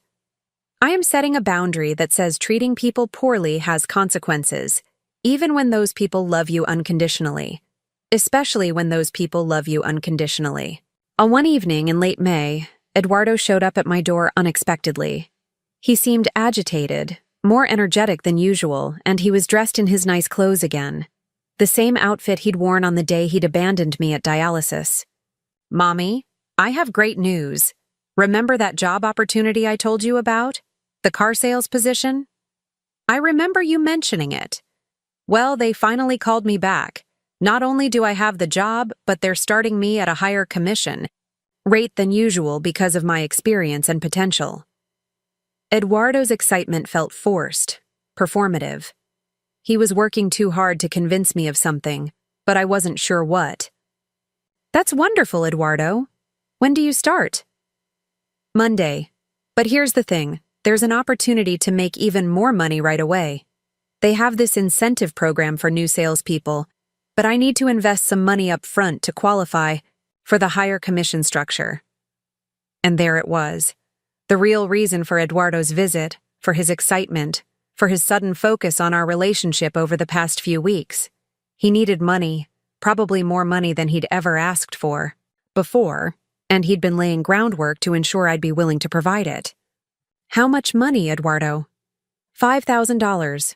I know it sounds like a lot, but I'll be able to pay you back within 2 months, guaranteed. This job is going to change everything for me, Mommy. $5,000, more than Eduardo had ever asked for at one time, but not more than I could afford. 6 months ago, I probably would have said yes. I would have been so excited about Eduardo's apparent success, so hopeful that this job would finally stabilize his life, that I would have given him the money without hesitation. But now I saw the request differently. Eduardo had spent weeks rebuilding our relationship just enough to make this ask. He'd been more attentive, more considerate, more present, not because he'd genuinely changed, but because he'd been planning to request a substantial sum of money. The timing wasn't coincidental. Eduardo had been managing me, manipulating my emotions and expectations to set up this moment. Eduardo, you've asked me for money for job opportunities before. Remember the real estate licensing course? The personal training certification? The business partnership with your friend Marcus? This is different, Mommy. This is a real company with a proven track record. I'm not asking you to fund some pipe dream. This is a legitimate investment in my future. Where exactly does this $5,000 go? What specifically are you investing in? Eduardo's explanation was complicated and full of industry jargon that sounded impressive but didn't make much practical sense. Something about exclusive client lists and premium inventory access and guaranteed sales territories. The more he talked, the more it sounded like a sophisticated version of the get-rich-quick schemes he'd fallen for before. Can you show me some paperwork? Employment contracts? Company literature? Something that explains this opportunity in writing? It's all verbal right now. They want to move fast to get me started. That's why I need the money by Friday. By Friday. Eduardo was creating artificial urgency, trying to pressure me into making a decision without time to research or ask questions. This was exactly the kind of high-pressure tactics that legitimate employers didn't use. Eduardo, this sounds like a scam. It's not a scam, Mommy. This is my chance to finally get ahead, to build a real career. But I need your help to make it happen. What happens if I say no? Eduardo's demeanor shifted, his enthusiasm fading into something harder, more calculating. I guess I'd have to find the money somewhere else. Maybe take out a loan, pay high interest rates, struggle to get ahead because my own mother wouldn't help me when I needed it most. There it was. The guilt trip, the emotional manipulation, the suggestion that my refusal to fund his questionable business opportunity would be a betrayal of our relationship. Eduardo was using my love for him as leverage to extract money for what sounded, increasingly, like a scam or pyramid scheme. Eduardo, if this opportunity is as good as you say it is, any legitimate lending institution would be happy to provide a $5,000 loan to someone with a guaranteed high-income job. Banks don't understand opportunities like this. They're conservative, slow, bureaucratic. By the time I got approved for a loan, the opportunity would be gone. Then maybe it's not the right opportunity. Eduardo stared at me with an expression I'd never seen before. Not disappointment or frustration or even anger. Something colder, more detached. Like he was seeing me clearly for the first time and didn't like what he saw. So that's it? After everything I've done for you, everything? I've sacrificed to take care of you. You're going to let me miss out on this chance because you don't trust my judgment. Everything he'd done for me. Everything he'd sacrificed. Eduardo was rewriting history, casting his minimal, unreliable assistance as enormous sacrifices that entitled him to whatever financial support he demanded. Eduardo, what exactly have you sacrificed to take care of me? I've spent hours every week driving you to dialysis. I've rearranged my schedule, missed opportunities, put your needs before my own. I could have moved to another city for better job prospects, but I stayed here to make sure you had family support. The revisionist history was breathtaking. Eduardo was describing a version of our relationship that bore no resemblance to reality, casting himself as a devoted caregiver who'd put his life on hold for my benefit. He seemed to genuinely believe this version of events, or at least he was committed to selling it as truth. Eduardo, you've been consistently late or absent for my medical appointments. You've treated driving me to dialysis like an inconvenience. That interfered with your more important priorities. You abandoned me at a medical facility for 3 hours because something else was more important to you. That was one time, and I apologized. It was the final time in a long pattern of putting your convenience before my needs. Eduardo was quiet for a moment, processing the fact that I wasn't backing down from my assessment of his behavior. He seemed to be recalculating his approach, trying to figure out how to get what he wanted when guilt and manipulation weren't working. Look, Mommy, maybe I haven't been perfect. Maybe I've made some mistakes. But this job opportunity is my chance to change all that. If you help me now, I'll be able to take better care of you. I'll be able to drive you to dialysis again, help with expenses, be the son you deserve. The promise was exactly what I would have wanted to hear 6 months ago. Eduardo was offering to return to providing transportation, to be more reliable, to prioritize my needs. But now I could see the offer for what it was, a transaction. Eduardo would provide better care if I provided financial investment in his latest scheme. His love and support were conditional on my willingness to fund his dreams. I'm not going to give you $5,000, Eduardo. Why not? You have the money. I know you have savings, investments, this house. $5,000 is nothing to you, but it's everything to me. It's not about the money, Eduardo. It's about what this request tells me about how you see our relationship. What do you mean? You've been more attentive over the past few weeks, calling more often, offering to spend time together, being nicer to me than you have in months. But it was all leading up to this request.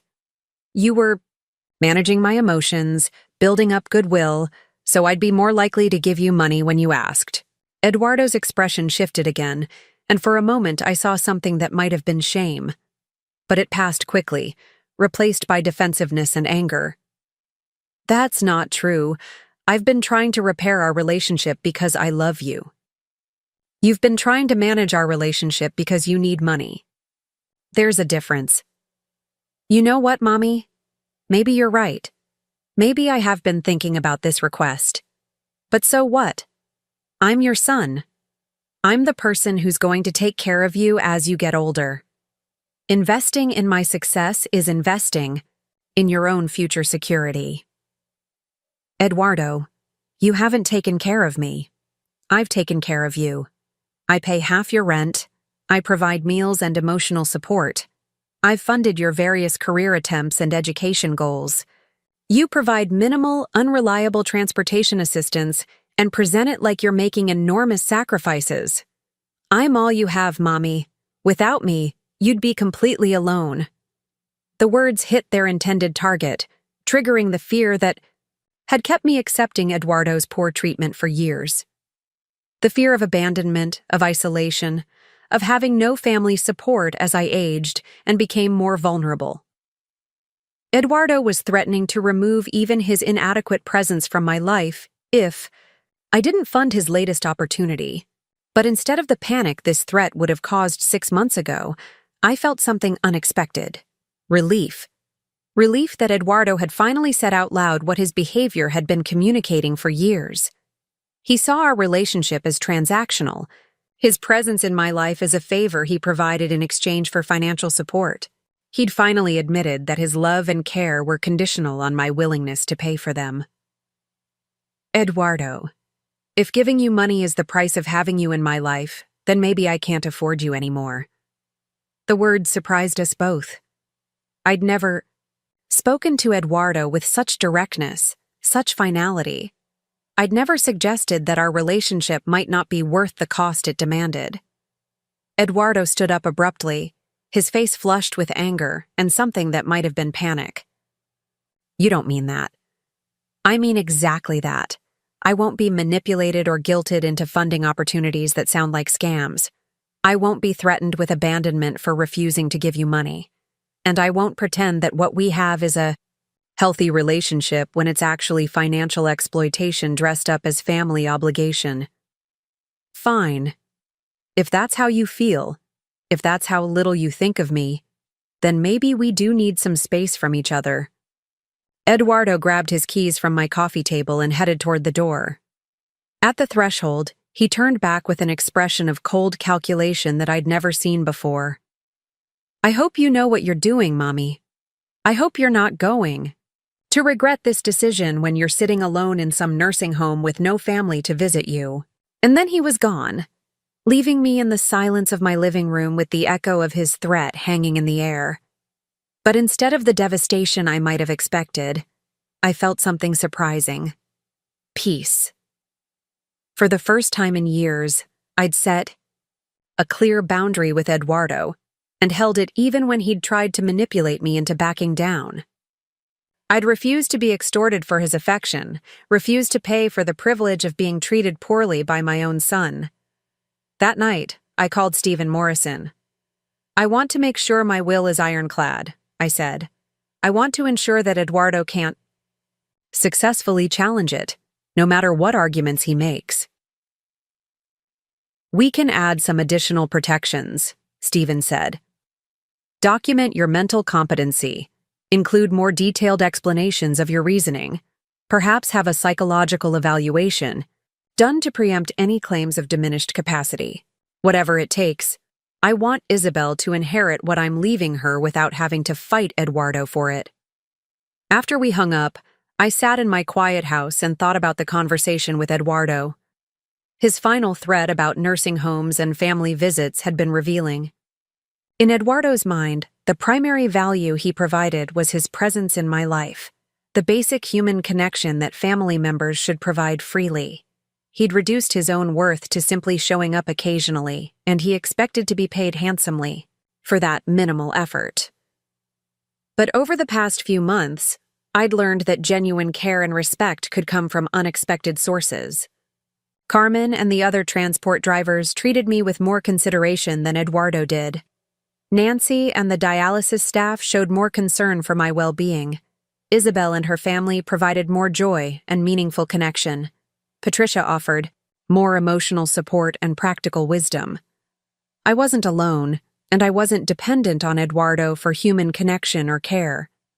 That realization was liberating in ways I was still learning to understand.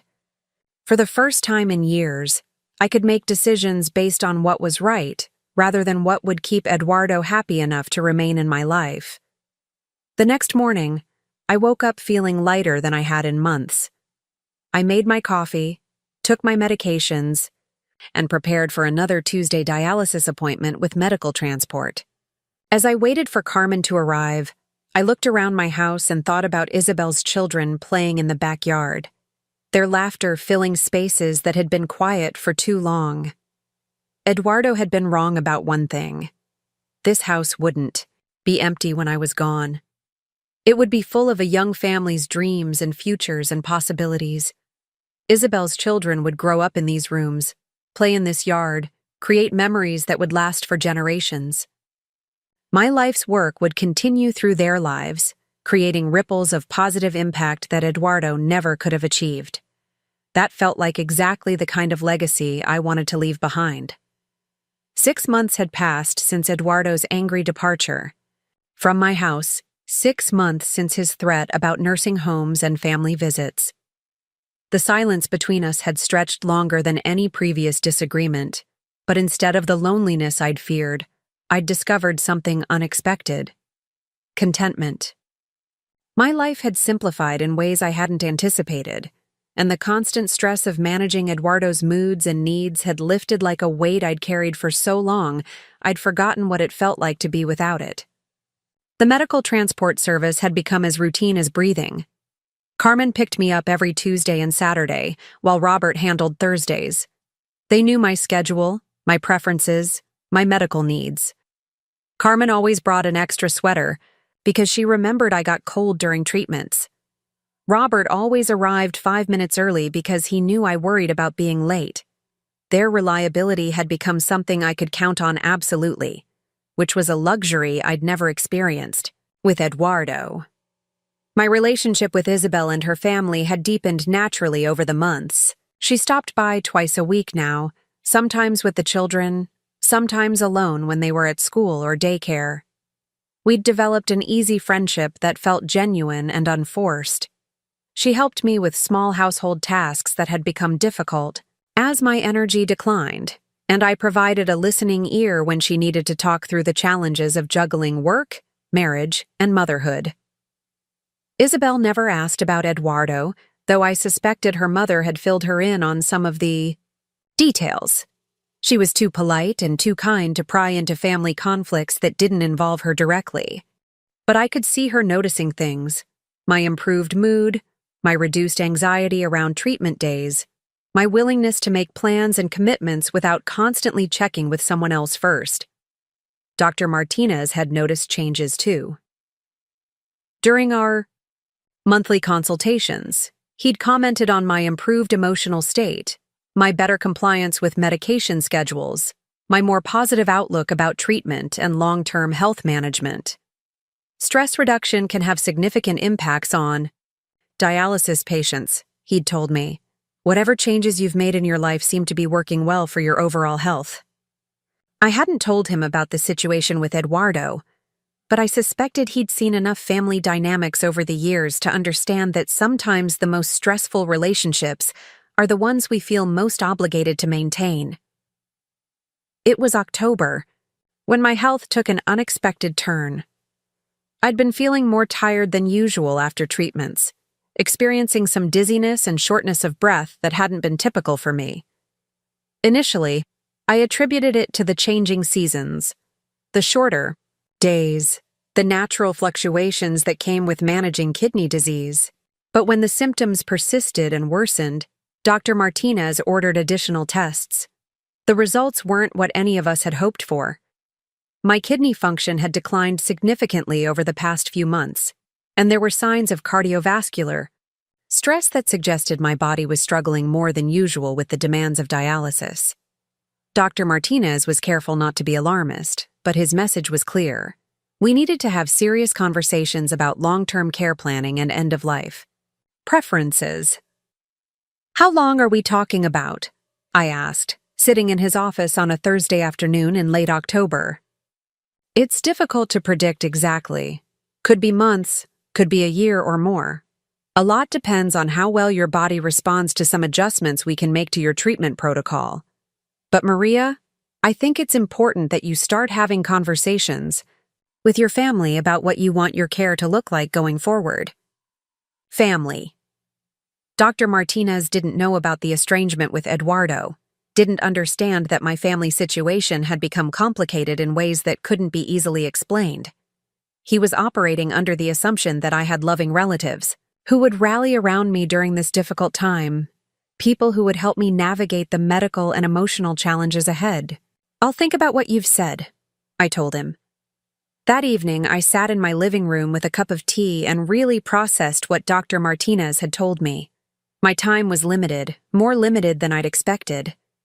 The life I'd been rebuilding over the past 6 months, the peace I'd found in Eduardo's absence, the contentment of my simple routine, all of it was temporary in ways I was still learning to understand. But instead of panic or despair, I felt a strange sense of completion. I'd made the hard decision to change my will, to set boundaries with Eduardo, to stop enabling his destructive behavior. I'd created a legacy that would benefit someone who deserved it, someone who would use my life's work to build something positive and meaningful. If my time was running short, at least I'd used it well. The next morning, Isabel arrived for one of her regular visits, bringing her daughter Sophia, who was home from school with a minor cold.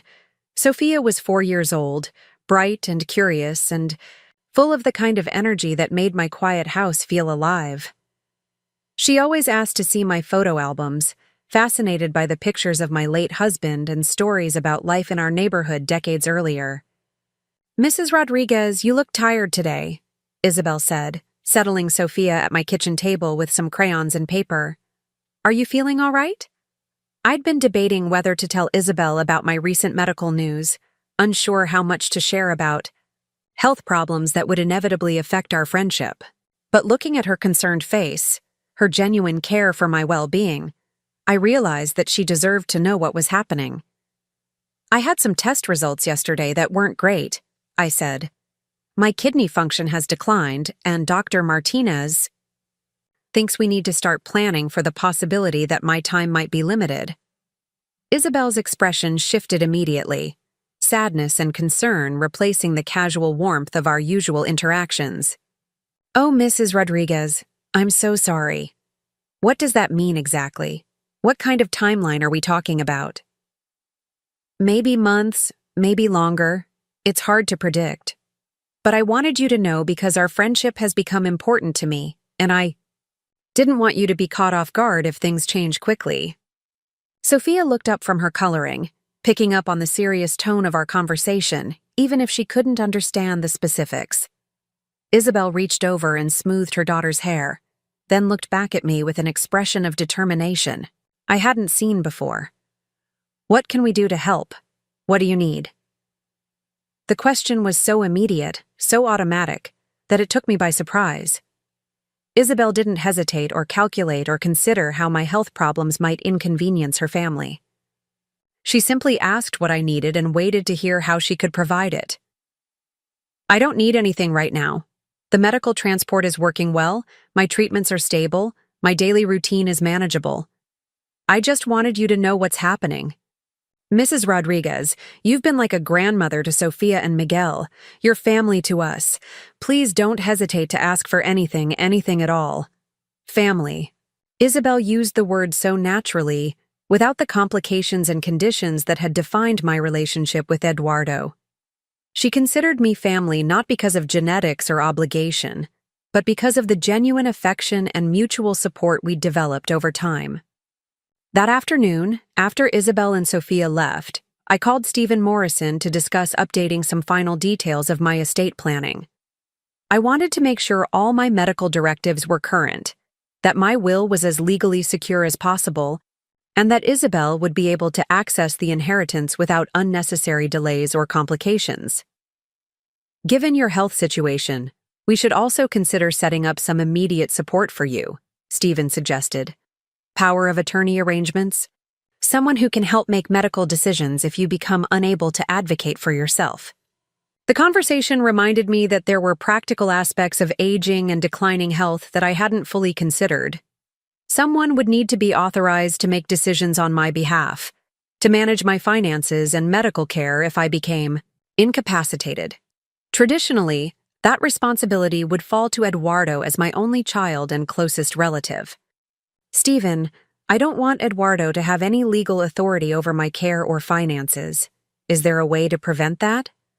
Absolutely. We can set up power of attorney documents that designate someone else entirely. Do you have someone in mind? I thought about Isabel, about her demonstrated reliability and good judgment. But asking her to take on legal and financial responsibility for an elderly neighbor felt like too much, too heavy a burden for someone with young children and her own life to manage. What about a professional arrangement, someone who specializes in elder care management?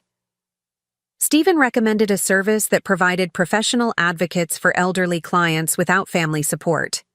They could handle medical decision-making, financial management, and end-of-life care coordination.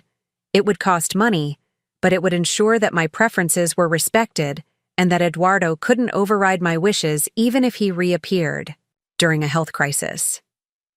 That sounds perfect, I said. I want Eduardo to have no legal standing to make decisions about my care or my estate. Over the next few weeks, we finalized all the legal arrangements. Professional advocates would handle my medical and financial decisions if I became incapacitated. Isabel would inherit my entire estate, including detailed instructions about my wishes for the house and personal belongings. Eduardo would receive nothing except a brief letter explaining my decision, and a small box of family photos that belonged to his father's side of the family. As we completed the paperwork, Stephen asked a question that had been weighing on my mind. Maria, have you considered whether you want to tell Eduardo about your health situation? Regardless of your conflicts, he might want to know that you're facing these challenges. I'd been debating this question for weeks. Did Eduardo have a right to know that his mother was dying? Did basic human decency require me to give him an opportunity to reconcile, to make amends, to be present during my final months? I don't think so, I said finally. Eduardo made it clear that his presence in my life was conditional on my financial support. He threatened to abandon me if I didn't meet his demands. I'm just taking him at his word. But people sometimes say things in anger that they don't really mean. Stephen, Eduardo didn't just say hurtful things in anger. He demonstrated through months of behavior that my needs and feelings weren't important to him. The angry words were just the honest expression of attitudes he'd been showing me for years. Still, the question haunted me over the following days. Was I being vindictive by not telling Eduardo about my health situation? Was I denying him a chance to redeem himself, to step up and be the son I'd always hoped he could be? But every time I considered reaching out to him, I remembered the cold calculation in his expression during our last conversation. The way he'd tried to manipulate me into funding his questionable business opportunity. The casual cruelty of his threat about nursing homes and family visits. Eduardo had shown me exactly who he was when he thought I might not comply with his demands. November brought the first significant snow of the season, and with it, an unexpected challenge. The medical transport service had protocols for severe weather, but they couldn't guarantee pickup times when road conditions were dangerous. On the Tuesday after the first blizzard, Carmen called to explain that my transport would be delayed by several hours due to emergency road closures. "I'm so sorry, Mrs. Rodriguez. We'll get you to dialysis today, but it might not be until this afternoon instead of this morning." The delay wasn't anyone's fault, and Carmen's apologetic professionalism reminded me why the transport service had been such a good decision. They communicated clearly, took responsibility for problems beyond their control, and worked to find solutions rather than making excuses. But as I hung up the phone, I had a moment of vulnerability that surprised me. For just a few seconds, I wondered if Eduardo would have been more reliable in a situation like this. Would he have braved the snow to get me to my treatment on time? Would he have found a way to navigate the road closures that professional drivers couldn't handle? The thought was fleeting and probably unrealistic. Eduardo's track record with reliability and good weather hadn't been impressive. There was no reason to believe he would have performed better during a snowstorm. But the moment of doubt reminded me that my decision to cut ties with him had consequences I was still discovering. That afternoon, when Carmen finally arrived, to take me to dialysis, she was full of apologies and explanations about the delayed schedule. She'd been working since early morning, helping transport other patients whose appointments had been disrupted by the storm. Her dedication to ensuring everyone received their necessary medical care was remarkable, and it reminded me that some people took their responsibilities seriously, regardless of circumstances. "I hope this delay doesn't mess up your whole day," she said, as we carefully navigated the icy roads. "Not at all. These things happen. I appreciate you making sure I got there safely. That's what we're here for. Reliable transportation, whatever the weather brings." Reliable transportation, whatever the weather brings. It occurred to me that this was exactly what I'd hoped for from Eduardo, what I'd needed but never received. Basic reliability, professional competence, follow-through regardless of circumstances. Carmen, who was paid to provide a service, understood these expectations better than my own son had. December arrived with news that I'd been expecting but wasn't fully prepared for. Dr. Martinez called to say that my latest test results showed continued decline, and he wanted to schedule a meeting to discuss transitioning to comfort care rather than aggressive treatment. My kidneys were failing more rapidly than anticipated, and my body wasn't responding well to the increased demands of more frequent dialysis. "How much time?" I asked. "Probably weeks rather than months. I'm sorry, Maria. I know this isn't what we were hoping for. Weeks rather than months." The timeline had accelerated beyond what any of us had expected. I would need to make final arrangements quickly, ensure that Isabel understood what was coming, prepare for an end that was approaching faster than I'd planned. That evening, Isabel arrived for one of her regular visits, bringing both children, and a container of soup she'd made. Miguel, her 6-year-old son, immediately headed for my bookshelf where I kept a collection of children's stories, while Sophia settled at my kitchen table with her ever-present art supplies. "Isabel, I need to tell you something important," I said, waiting until the children were occupied with their activities. "Is it about your health? You've seemed more tired lately." "Yes, Dr. Martinez thinks I only have a few weeks left. My kidneys are failing faster than expected, and my body isn't handling the treatments well anymore." Isabel's face went through a series of emotions: shock, sadness, denial, and finally a kind of resigned acceptance that reminded me she'd probably been preparing for this possibility since our conversation in October.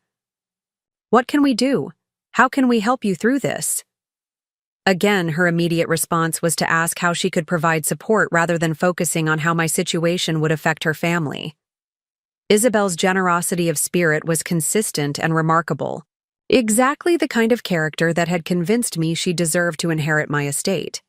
I don't want to be a burden on your family during this time. Mrs. Rodriguez, you could never be a burden. You've been nothing but kind to us. Let us return some of that kindness now. Over the next hour, we talked about practical arrangements. Isabel insisted that I shouldn't spend my final weeks alone, and she offered to coordinate a schedule of visits that would ensure someone was checking on me daily. She wanted to help with grocery shopping, meal preparation, medication management, any tasks that were becoming difficult for me. "What about your son?" she asked gently. "Should we try to contact him?" I'd been dreading this question, but had known it would come eventually. Isabel was too caring, too family-oriented, to understand why I wouldn't want my only child present during my final weeks. Eduardo and I haven't spoken in months. We had a significant disagreement, and he made it clear that he didn't want to maintain our relationship unless I met certain financial demands. But surely, if he knew how serious your condition is. Isabel, I appreciate your generous heart, but Eduardo had many opportunities to show me love and respect. He chose not to take those opportunities. I'm not going to chase after him. Now, hoping he'll suddenly become the son I always wanted him to be, Isabel nodded, though I could see she didn't fully understand my decision. From her perspective, family reconciliation was always worth pursuing, especially when time was running short. But she respected my choice without arguing or trying to convince me otherwise. That night, I lay in bed thinking about Eduardo, wondering where he was and what he was doing. Was he working at the car sales job he'd described, or had that opportunity fallen through like so many others? Was he still living in the apartment I'd been helping to pay for, or had his financial situation forced him to make other arrangements? Did he ever think about me, wonder how I was managing without his sporadic assistance? The questions were painful because they reminded me that despite everything, I still loved him. I still hoped he was well, still worried about his future, still wished our relationship could have been different. But love without respect wasn't sustainable, and hope without evidence was just wishful thinking. Eduardo had shown me clearly what our relationship meant to him, what value he placed on my well-being versus his own convenience. Believing that my approaching death would somehow transform him into a loving, reliable son was probably naive.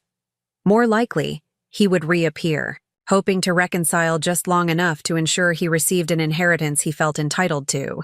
Christmas was approaching, and Isabel asked if I wanted to spend the holiday with her family. The invitation was genuine and heartfelt, but I declined. I wanted to spend what might be my last Christmas quietly, reflecting on my life and the choices I'd made. Isabel respected my decision but insisted on bringing Christmas dinner to my house so I wouldn't be completely alone. "You've become family to us," she said. "Family doesn't spend Christmas alone." On Christmas morning, Isabel arrived with her husband Carlos and the children, carrying containers of food and wrapped presents that I hadn't expected. They'd brought me a photo album filled with pictures from our friendship over the past year. Images of the children playing in my backyard, family gatherings where I'd been included, moments of connection and joy that I'd treasured, but hadn't realized were being documented. "We wanted you to see how much you've meant to our family," Isabel explained as I turned through the pages. "You've been like a grandmother to Sophia and Miguel, like a mother to me when I needed guidance and support." The album was one of the most thoughtful gifts I'd ever received, a tangible reminder that my life had mattered to people who would remember me with love and gratitude. Looking at the pictures, seeing the genuine happiness on everyone's faces, I felt a peace about my legacy that I'd never experienced before. That afternoon, as we sat around my dining room table sharing Christmas dinner, I watched Isabel's family and felt profound gratitude for the unexpected blessing they'd become in my life. Sophia and Miguel called me abuela, grandmother, and treated me with the natural affection of children who'd always known love and security. Carlos spoke to me with respectful warmth, including me in conversations about neighborhood changes and local politics like my opinions mattered. This was what family was supposed to feel like: mutual respect, genuine care, natural inclusion, unconditional support. Not the transaction-based relationship I'd endured with Eduardo, where my value was tied to my willingness to provide financial assistance and emotional validation without receiving much in return. After they left that evening, I called Stephen Morrison to confirm that all my legal arrangements were final and secure. I wanted absolute certainty that Isabel would inherit everything without complications, that Eduardo would have no legal standing to challenge my decisions, that my final wishes would be respected and implemented exactly as I'd specified. Everything is in order, Maria. Your will is ironclad, your medical directives are clear, and your estate planning is designed to minimize any potential challenges. Isabel will inherit everything as you've specified, and Eduardo will receive only the items you've designated for him.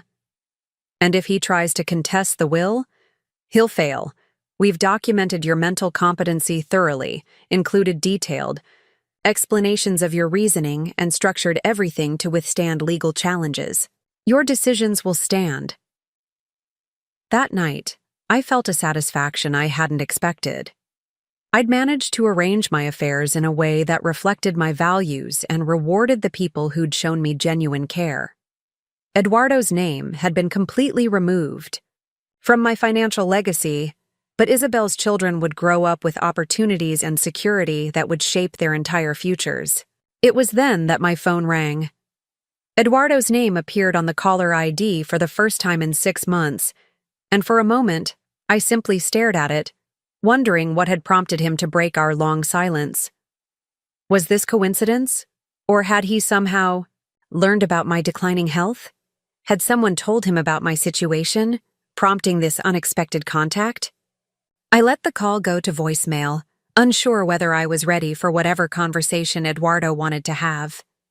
But as I sat in my quiet living room, surrounded by the Christmas gifts from Isabel's family and the peace I'd found in their genuine love, I realized that nothing Eduardo could say would change the fundamental truths about our relationship.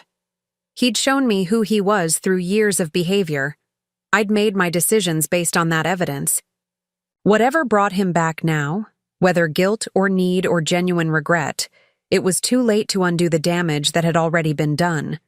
But I was curious enough about his message to listen to what he had to say. After all, this might be the last communication we'd ever have. I owed it to the history we'd shared, if not to Eduardo himself, to hear whatever words he thought were important enough to break months of silence. I picked up my phone and played the voicemail, preparing myself for whatever version of Eduardo would be speaking to me from across the months of estrangement and hurt that had defined our final separation. Eduardo's voice on the voicemail was different than I remembered, more confident, almost cheerful. "Mommy, it's me. I know it's been a while, but I have some really exciting news to share with you. I got that promotion I was working toward, and things are finally turning around for me. I'd love to come by and tell you all about it. Maybe take you to dinner to celebrate. Call me back when you get this." The message was casual, upbeat, with no acknowledgement of our months-long estrangement, or the harsh words that had ended our last conversation. Eduardo was acting as if he could simply reappear in my life whenever it suited him, as if time and hurt feelings were minor inconveniences that could be brushed aside with news of his latest success. I didn't call him back that night, or the next day.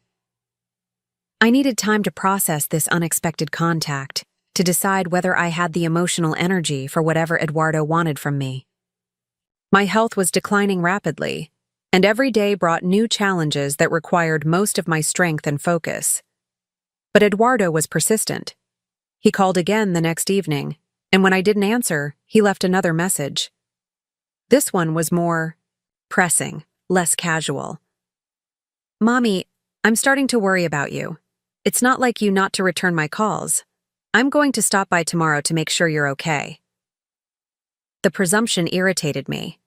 Eduardo had ignored me for 6 months. had walked out of my house with threats and ultimatums, and now he was positioning himself as a concerned son worried about my welfare. He was rewriting history again, casting himself as the caring family member, rather than the person who'd abandoned our relationship when I'd refused to fund his questionable business ventures. True to his word, Eduardo appeared at my door the next afternoon. I watched through my front window as he got out of a car I didn't recognize, a newer model sedan that seemed expensive for someone who'd been asking me for money just months earlier. He was dressed well, carrying himself with confidence that hadn't been there during our last encounter. When I opened the door, Eduardo's expression immediately shifted to concern. "Mommy, you look terrible. Are you sick? Have you been eating properly?" I did look terrible. I knew that. The progression of my kidney disease had accelerated over the past weeks, leaving me gaunt and pale, with the telltale signs of someone whose body was struggling to function. But Eduardo's sudden concern felt performative, like he was playing the role of a devoted son for an audience I couldn't see. "I've been managing," I said, not inviting him inside. "Come on, let me in. We need to talk. I've missed you, and I have so much to tell you about what's been happening in my life." Against my better judgment, I stepped aside and let him enter. Eduardo looked around my living room with an expression I couldn't quite read, taking inventory of my furniture, my belongings, perhaps assessing the value of everything he saw. "Mommy, I owe you an apology for how our last conversation ended. I was stressed about work, worried about money, and I took it out on you. That wasn't fair, and I'm sorry." The apology was smooth, practiced, like something he'd rehearsed, but it didn't address the core issues that had driven us apart. His chronic unreliability, his treatment of my time and needs as unimportant, his attempt to extort money from me through emotional manipulation.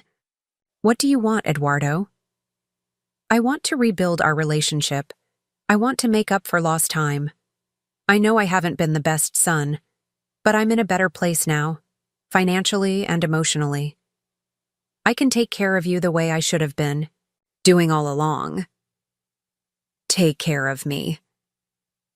The phrase triggered memories of all the ways Eduardo had failed to provide basic support when I'd actually needed it. The dialysis appointments where he'd been hours late, the promises he'd broken, the casual disregard for my well-being that had characterized our relationship for years. "Eduardo, what's really going on? Why are you here now, after 6 months of silence?" "I told you, I missed you. I realized that family is more important than money or career success. I want us to be close again." But something in his demeanor suggested otherwise. Eduardo kept glancing around my house, asking casual questions about my health, my daily routine, my support systems. It felt like reconnaissance rather than genuine interest in my well-being. "How did you know I was sick?" I asked. Eduardo's expression flickered for just a moment, a tell that suggested he'd revealed more than he'd intended. "You look sick, Mommy. Anyone can see that. Have you been getting proper medical care?" "Who told you about my health situation?" "Nobody told me anything. I can see with my own eyes that you're not well. That's why I'm here, to help you through whatever you're dealing with." But I didn't believe him. Eduardo's sudden reappearance, his confident demeanor, his expensive car, his claim of professional success, all of it felt too convenient to be coincidental. Someone had told him about my declining health, and he'd calculated that this was the right time to re-establish contact. Over the next hour, Eduardo shared details about his supposed career advancement, his financial improvement, his newfound maturity and responsibility. But the stories didn't quite add up. The timeline was vague, the specifics were contradictory, and his explanations raised more questions than they answered. "I'm actually doing so well now that I can help you with expenses," he said. "Medical bills, household costs, whatever you need. I know things have been tight for you since you started using that transport service instead of letting me drive you to dialysis." The offer revealed his real motivation. Eduardo thought I was struggling financially, probably assumed that my medical expenses had depleted my savings. He was positioning himself as my financial savior, creating a scenario where I would be grateful for his support and presumably inclined to restore his inheritance. I'm managing my expenses fine, Eduardo. But medical transport is expensive, and your insurance probably doesn't cover everything. Let me help. It's the least I can do after being absent for so long. Why do you think I need financial help? Eduardo seemed genuinely surprised by the question. Well, you're elderly. You have serious health problems. You're living on a fixed income. Most people in your situation struggle with medical expenses. Most people in your situation. Eduardo was making assumptions about my financial status based on stereotypes about elderly dialysis patients. He didn't actually know anything about my savings, my investments, or my insurance coverage. He was operating on guesswork and wishful thinking. Eduardo, I need to rest. This conversation is tiring me out. Of course. But before I go, I want you to know that I'm here for you now. Whatever you need, whenever you need it. I can drive you to dialysis again, help with shopping, handle any paperwork or medical decisions that are getting overwhelming. Medical decisions. Eduardo was positioning himself to resume decision-making authority in my life, probably hoping to regain influence over my care and finances. But I'd already made legal arrangements that excluded him entirely from those responsibilities. I have everything handled, but thank you for the offer. Mommy, don't be so independent. Let your son take care of you. That's what family is for. After Eduardo left, promising to check on me again soon, I sat in my living room trying to process the conversation. Something about his visit felt orchestrated, calculated. His concern seemed genuine on the surface, but underneath I sensed the same manipulative energy that had characterized our final argument months earlier. That evening, I called Patricia to share my suspicions about Eduardo's sudden reappearance. He just showed up out of nowhere, acting like the concerned son? She asked. And he keeps asking questions about my finances, my medical care, my daily support systems. It feels like he's gathering information rather than offering genuine help. Maria, somebody told him about your health situation. That's the only explanation for his timing. But who would have done that? I'd been wondering. The same thing. Very few people knew about my prognosis, and most of them were medical professionals bound by confidentiality requirements. Isabel and her family knew, but they would never violate my privacy by contacting Eduardo without permission. The answer came 2 days later when Nancy from the dialysis center called with an unusual request. Mrs. Rodriguez, I need to inform you about a privacy incident. A man claiming to be your son called the center yesterday asking about your treatment schedule and health status. Of course, we couldn't give him any information without your permission, but I wanted you to know that someone was inquiring. What did he say exactly? He said he'd been out of touch with you for a while due to work travel, and he was trying to reconnect. He wanted to know if you were still receiving treatment here, what your current condition was, whether you had reliable transportation. Our policy is to not confirm or deny anything about patients without written authorization. Did he give you his name? Eduardo Rodriguez. He said he was your son and provided some personal details that seemed accurate, but we still couldn't release any information. So Eduardo had been fishing for information through official channels, trying to confirm details about my health and treatment status. His casual questions during our recent conversation made more sense now. He'd been testing what I would voluntarily share against what he'd been unable to learn through other sources. But if the dialysis center hadn't given him information, how had he learned about my declining health? Someone else had to be his source, someone with access to details about my prognosis and timeline. The mystery was solved when Carmen mentioned something during my next transport to dialysis. "Mrs. Rodriguez, I hope it's okay that I mentioned you to my cousin. She works at Valley General Hospital, and when I told her about some of my regular patients, she recognized your name from some medical records she'd processed." Valley General was where Dr. Martinez had ordered my recent tests, where the results had been analyzed that revealed my accelerated decline. Carmen's cousin had access to medical records and had apparently shared information about my condition with family members. "What exactly did she tell you?" I asked. "Just that your test results had been concerning, that you were probably facing some difficult decisions about your care. I hope I didn't overstep by discussing your situation with family." Carmen hadn't overstepped, but her innocent conversation with her cousin had created a chain of information that somehow reached Eduardo. Medical records weren't supposed to be discussed casually, but human nature made absolute confidentiality difficult to maintain. The important question now was what Eduardo planned to do with the information he'd gathered.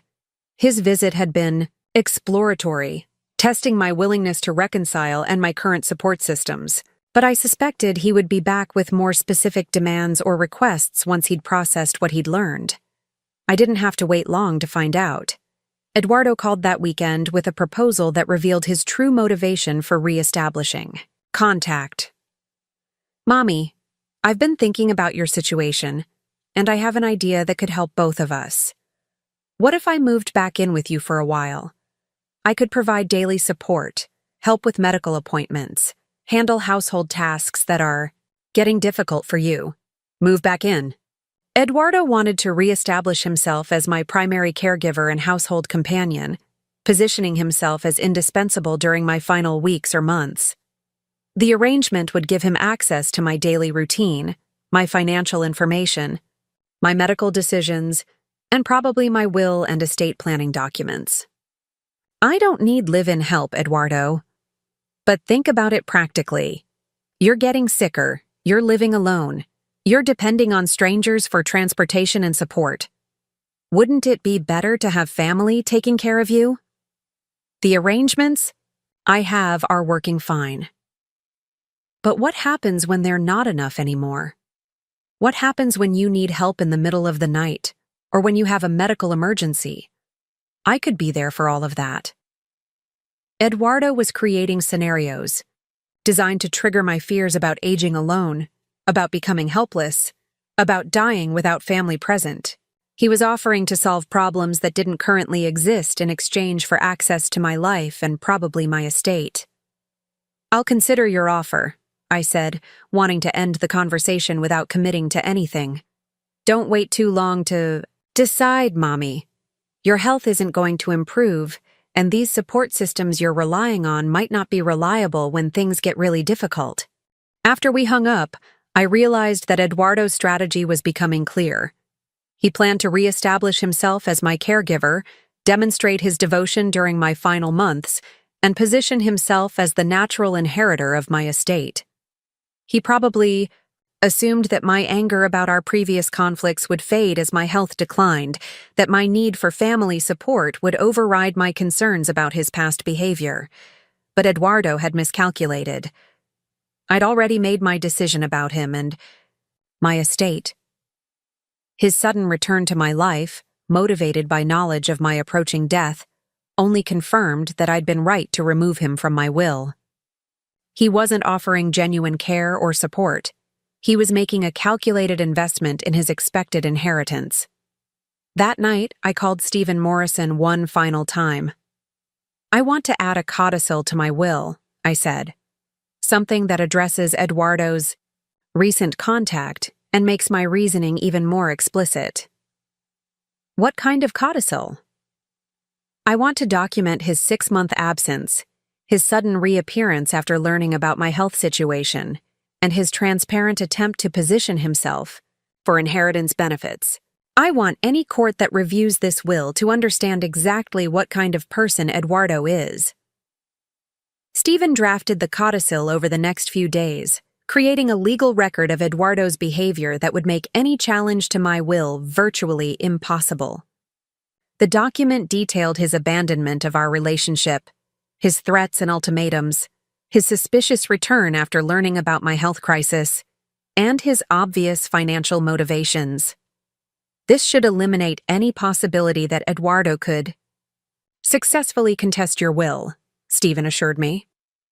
You've documented his character and motivations so thoroughly that no court would side with him over your clearly stated wishes. 2 weeks later, on a Tuesday morning in early January, I didn't wake up. Carmen found me when she arrived for my regularly scheduled transport to dialysis. I died peacefully in my sleep, exactly the kind of quiet, dignified end I'd hoped. 4. Eduardo received the call about my death from the hospital, since he was listed as my emergency contact despite our estrangement. He arrived at my house within hours, probably expecting to find grief-stricken neighbors who would welcome his support and assistance during the difficult time ahead. Instead, he found Isabel and her family cleaning out my personal belongings, according to detailed instructions I'd left about how my possessions should be distributed. Isabel greeted him politely but coolly, clearly uncomfortable with the family dynamics she didn't fully understand. "I'm so sorry for your loss," she said. "Your mother was a wonderful woman who meant a great deal to our family." "Thank you. I appreciate everything you've done for her, but I can handle things from here. I'm her son, so I'll be taking care of all the arrangements." Actually, Mrs. Rodriguez left very specific instructions about her final arrangements. Everything has been handled according to her wishes. Eduardo looked confused, probably expecting to find chaos and grief that he could step in to manage. Instead, he found organized efficiency that didn't require his input or assistance. "What do you mean everything has been handled?" "The funeral arrangements, the estate management, the distribution of personal items. Your mother was very thorough in her planning." That afternoon, Eduardo received a call from Stephen Morrison requesting his presence at the reading of my will. Eduardo probably expected this moment, had probably been planning for it during his recent attempts to reconcile with me. He arrived at Stephen's office confident that he would inherit my house, my savings, my investments, everything I'd accumulated over a lifetime of work and saving. Stephen read the will aloud in a conference room that included Eduardo, Isabel, and her family, Patricia, and the professional advocates I'd designated to handle my final affairs. Eduardo listened with growing shock as Stephen explained that my entire estate would go to Isabel, that Eduardo would receive only my wedding ring from his father and a box of family photographs.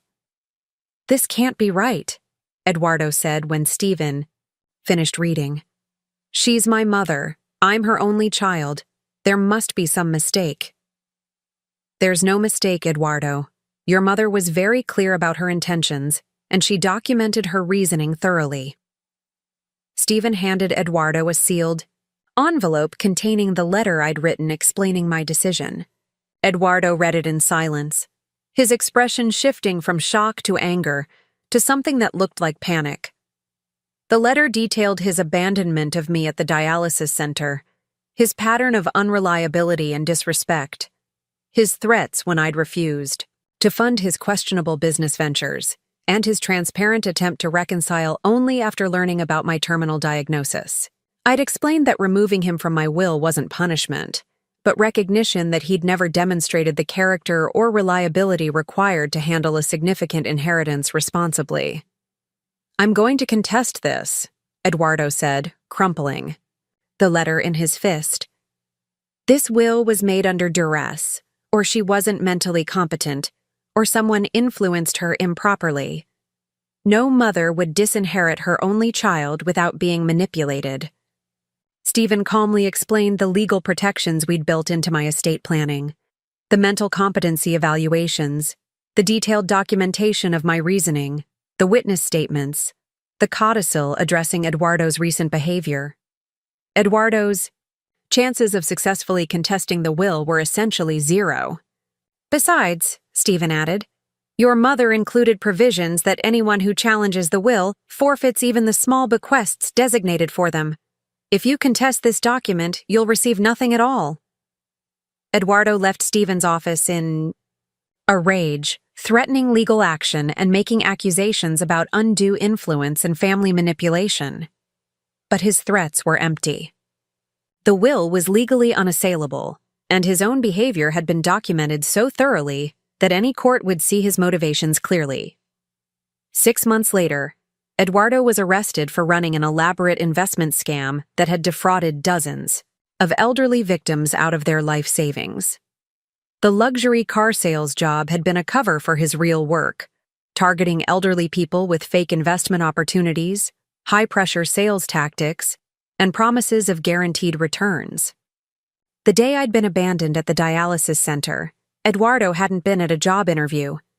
He'd been at the Riverside Casino, gambling away money he'd stolen from his elderly victims, celebrating what he thought would be his biggest score yet. The 3 hours I'd spent waiting for him had been 3 hours he'd spent at slot machines and poker tables, literally gambling while his mother sat alone in a medical facility. The security footage from the casino that day showed Eduardo laughing, drinking, winning, and losing thousands of dollars while I waited for him to remember that he had a responsibility to pick me up. The footage was used as evidence in his criminal trial, demonstrating his callous disregard for even basic human decency. Isabel used the inheritance to buy a larger house with a good school district for her children, to establish college funds for Sofia and Miguel, and to start a nonprofit organization providing transportation assistance for elderly dialysis patients. The money I'd worked a lifetime to accumulate was creating opportunities and solving problems that would benefit people for generations. Eduardo received a 7-year prison sentence for elder abuse and fraud. He'd targeted people like me, elderly individuals with limited family support and significant assets, convincing them to invest their savings in fake opportunities that existed only to enrich him. The cruel irony was that he'd had access to a legitimate inheritance worth more than he'd stolen from all his victims combined. But his greed and sense of entitlement had cost him everything. From my perspective, watching all of this unfold from whatever place we go when our earthly lives end, I felt vindicated in my decision. Eduardo had shown me exactly who he was through his actions, and I'd believed him. The inheritance I'd left to Isabel was creating exactly the kind of positive impact I'd hoped for, while Eduardo faced the consequences of choices that revealed his true character. Sometimes the people who claim to love us are the ones who hurt us most. Sometimes family members are the least trustworthy people in our lives. And sometimes the most important thing we can do is protect our legacy from those who would waste it, ensuring that our life's work benefits people who will honor it rather than squander it. I'd dialyzed Eduardo's name right out of my will, and, in doing so, I'd finally set the boundary that should have been set years earlier. Love without respect isn't love at all. It's manipulation, exploitation, and emotional abuse disguised as family obligation. The most loving thing I ever did for Eduardo was to stop enabling his destructive behavior, even if he was too selfish to understand that lesson. My story isn't about revenge or punishment. It's about recognizing that we teach people how to treat us, and sometimes the most important lesson we can teach is that poor treatment has consequences. Even when that lesson comes too late for the teacher, it might not be too late for everyone else who hears the story. Up next, you've got 2 more standout stories right on your screen. If this one hit the mark, you won't want to pass these up. Just click and check them out.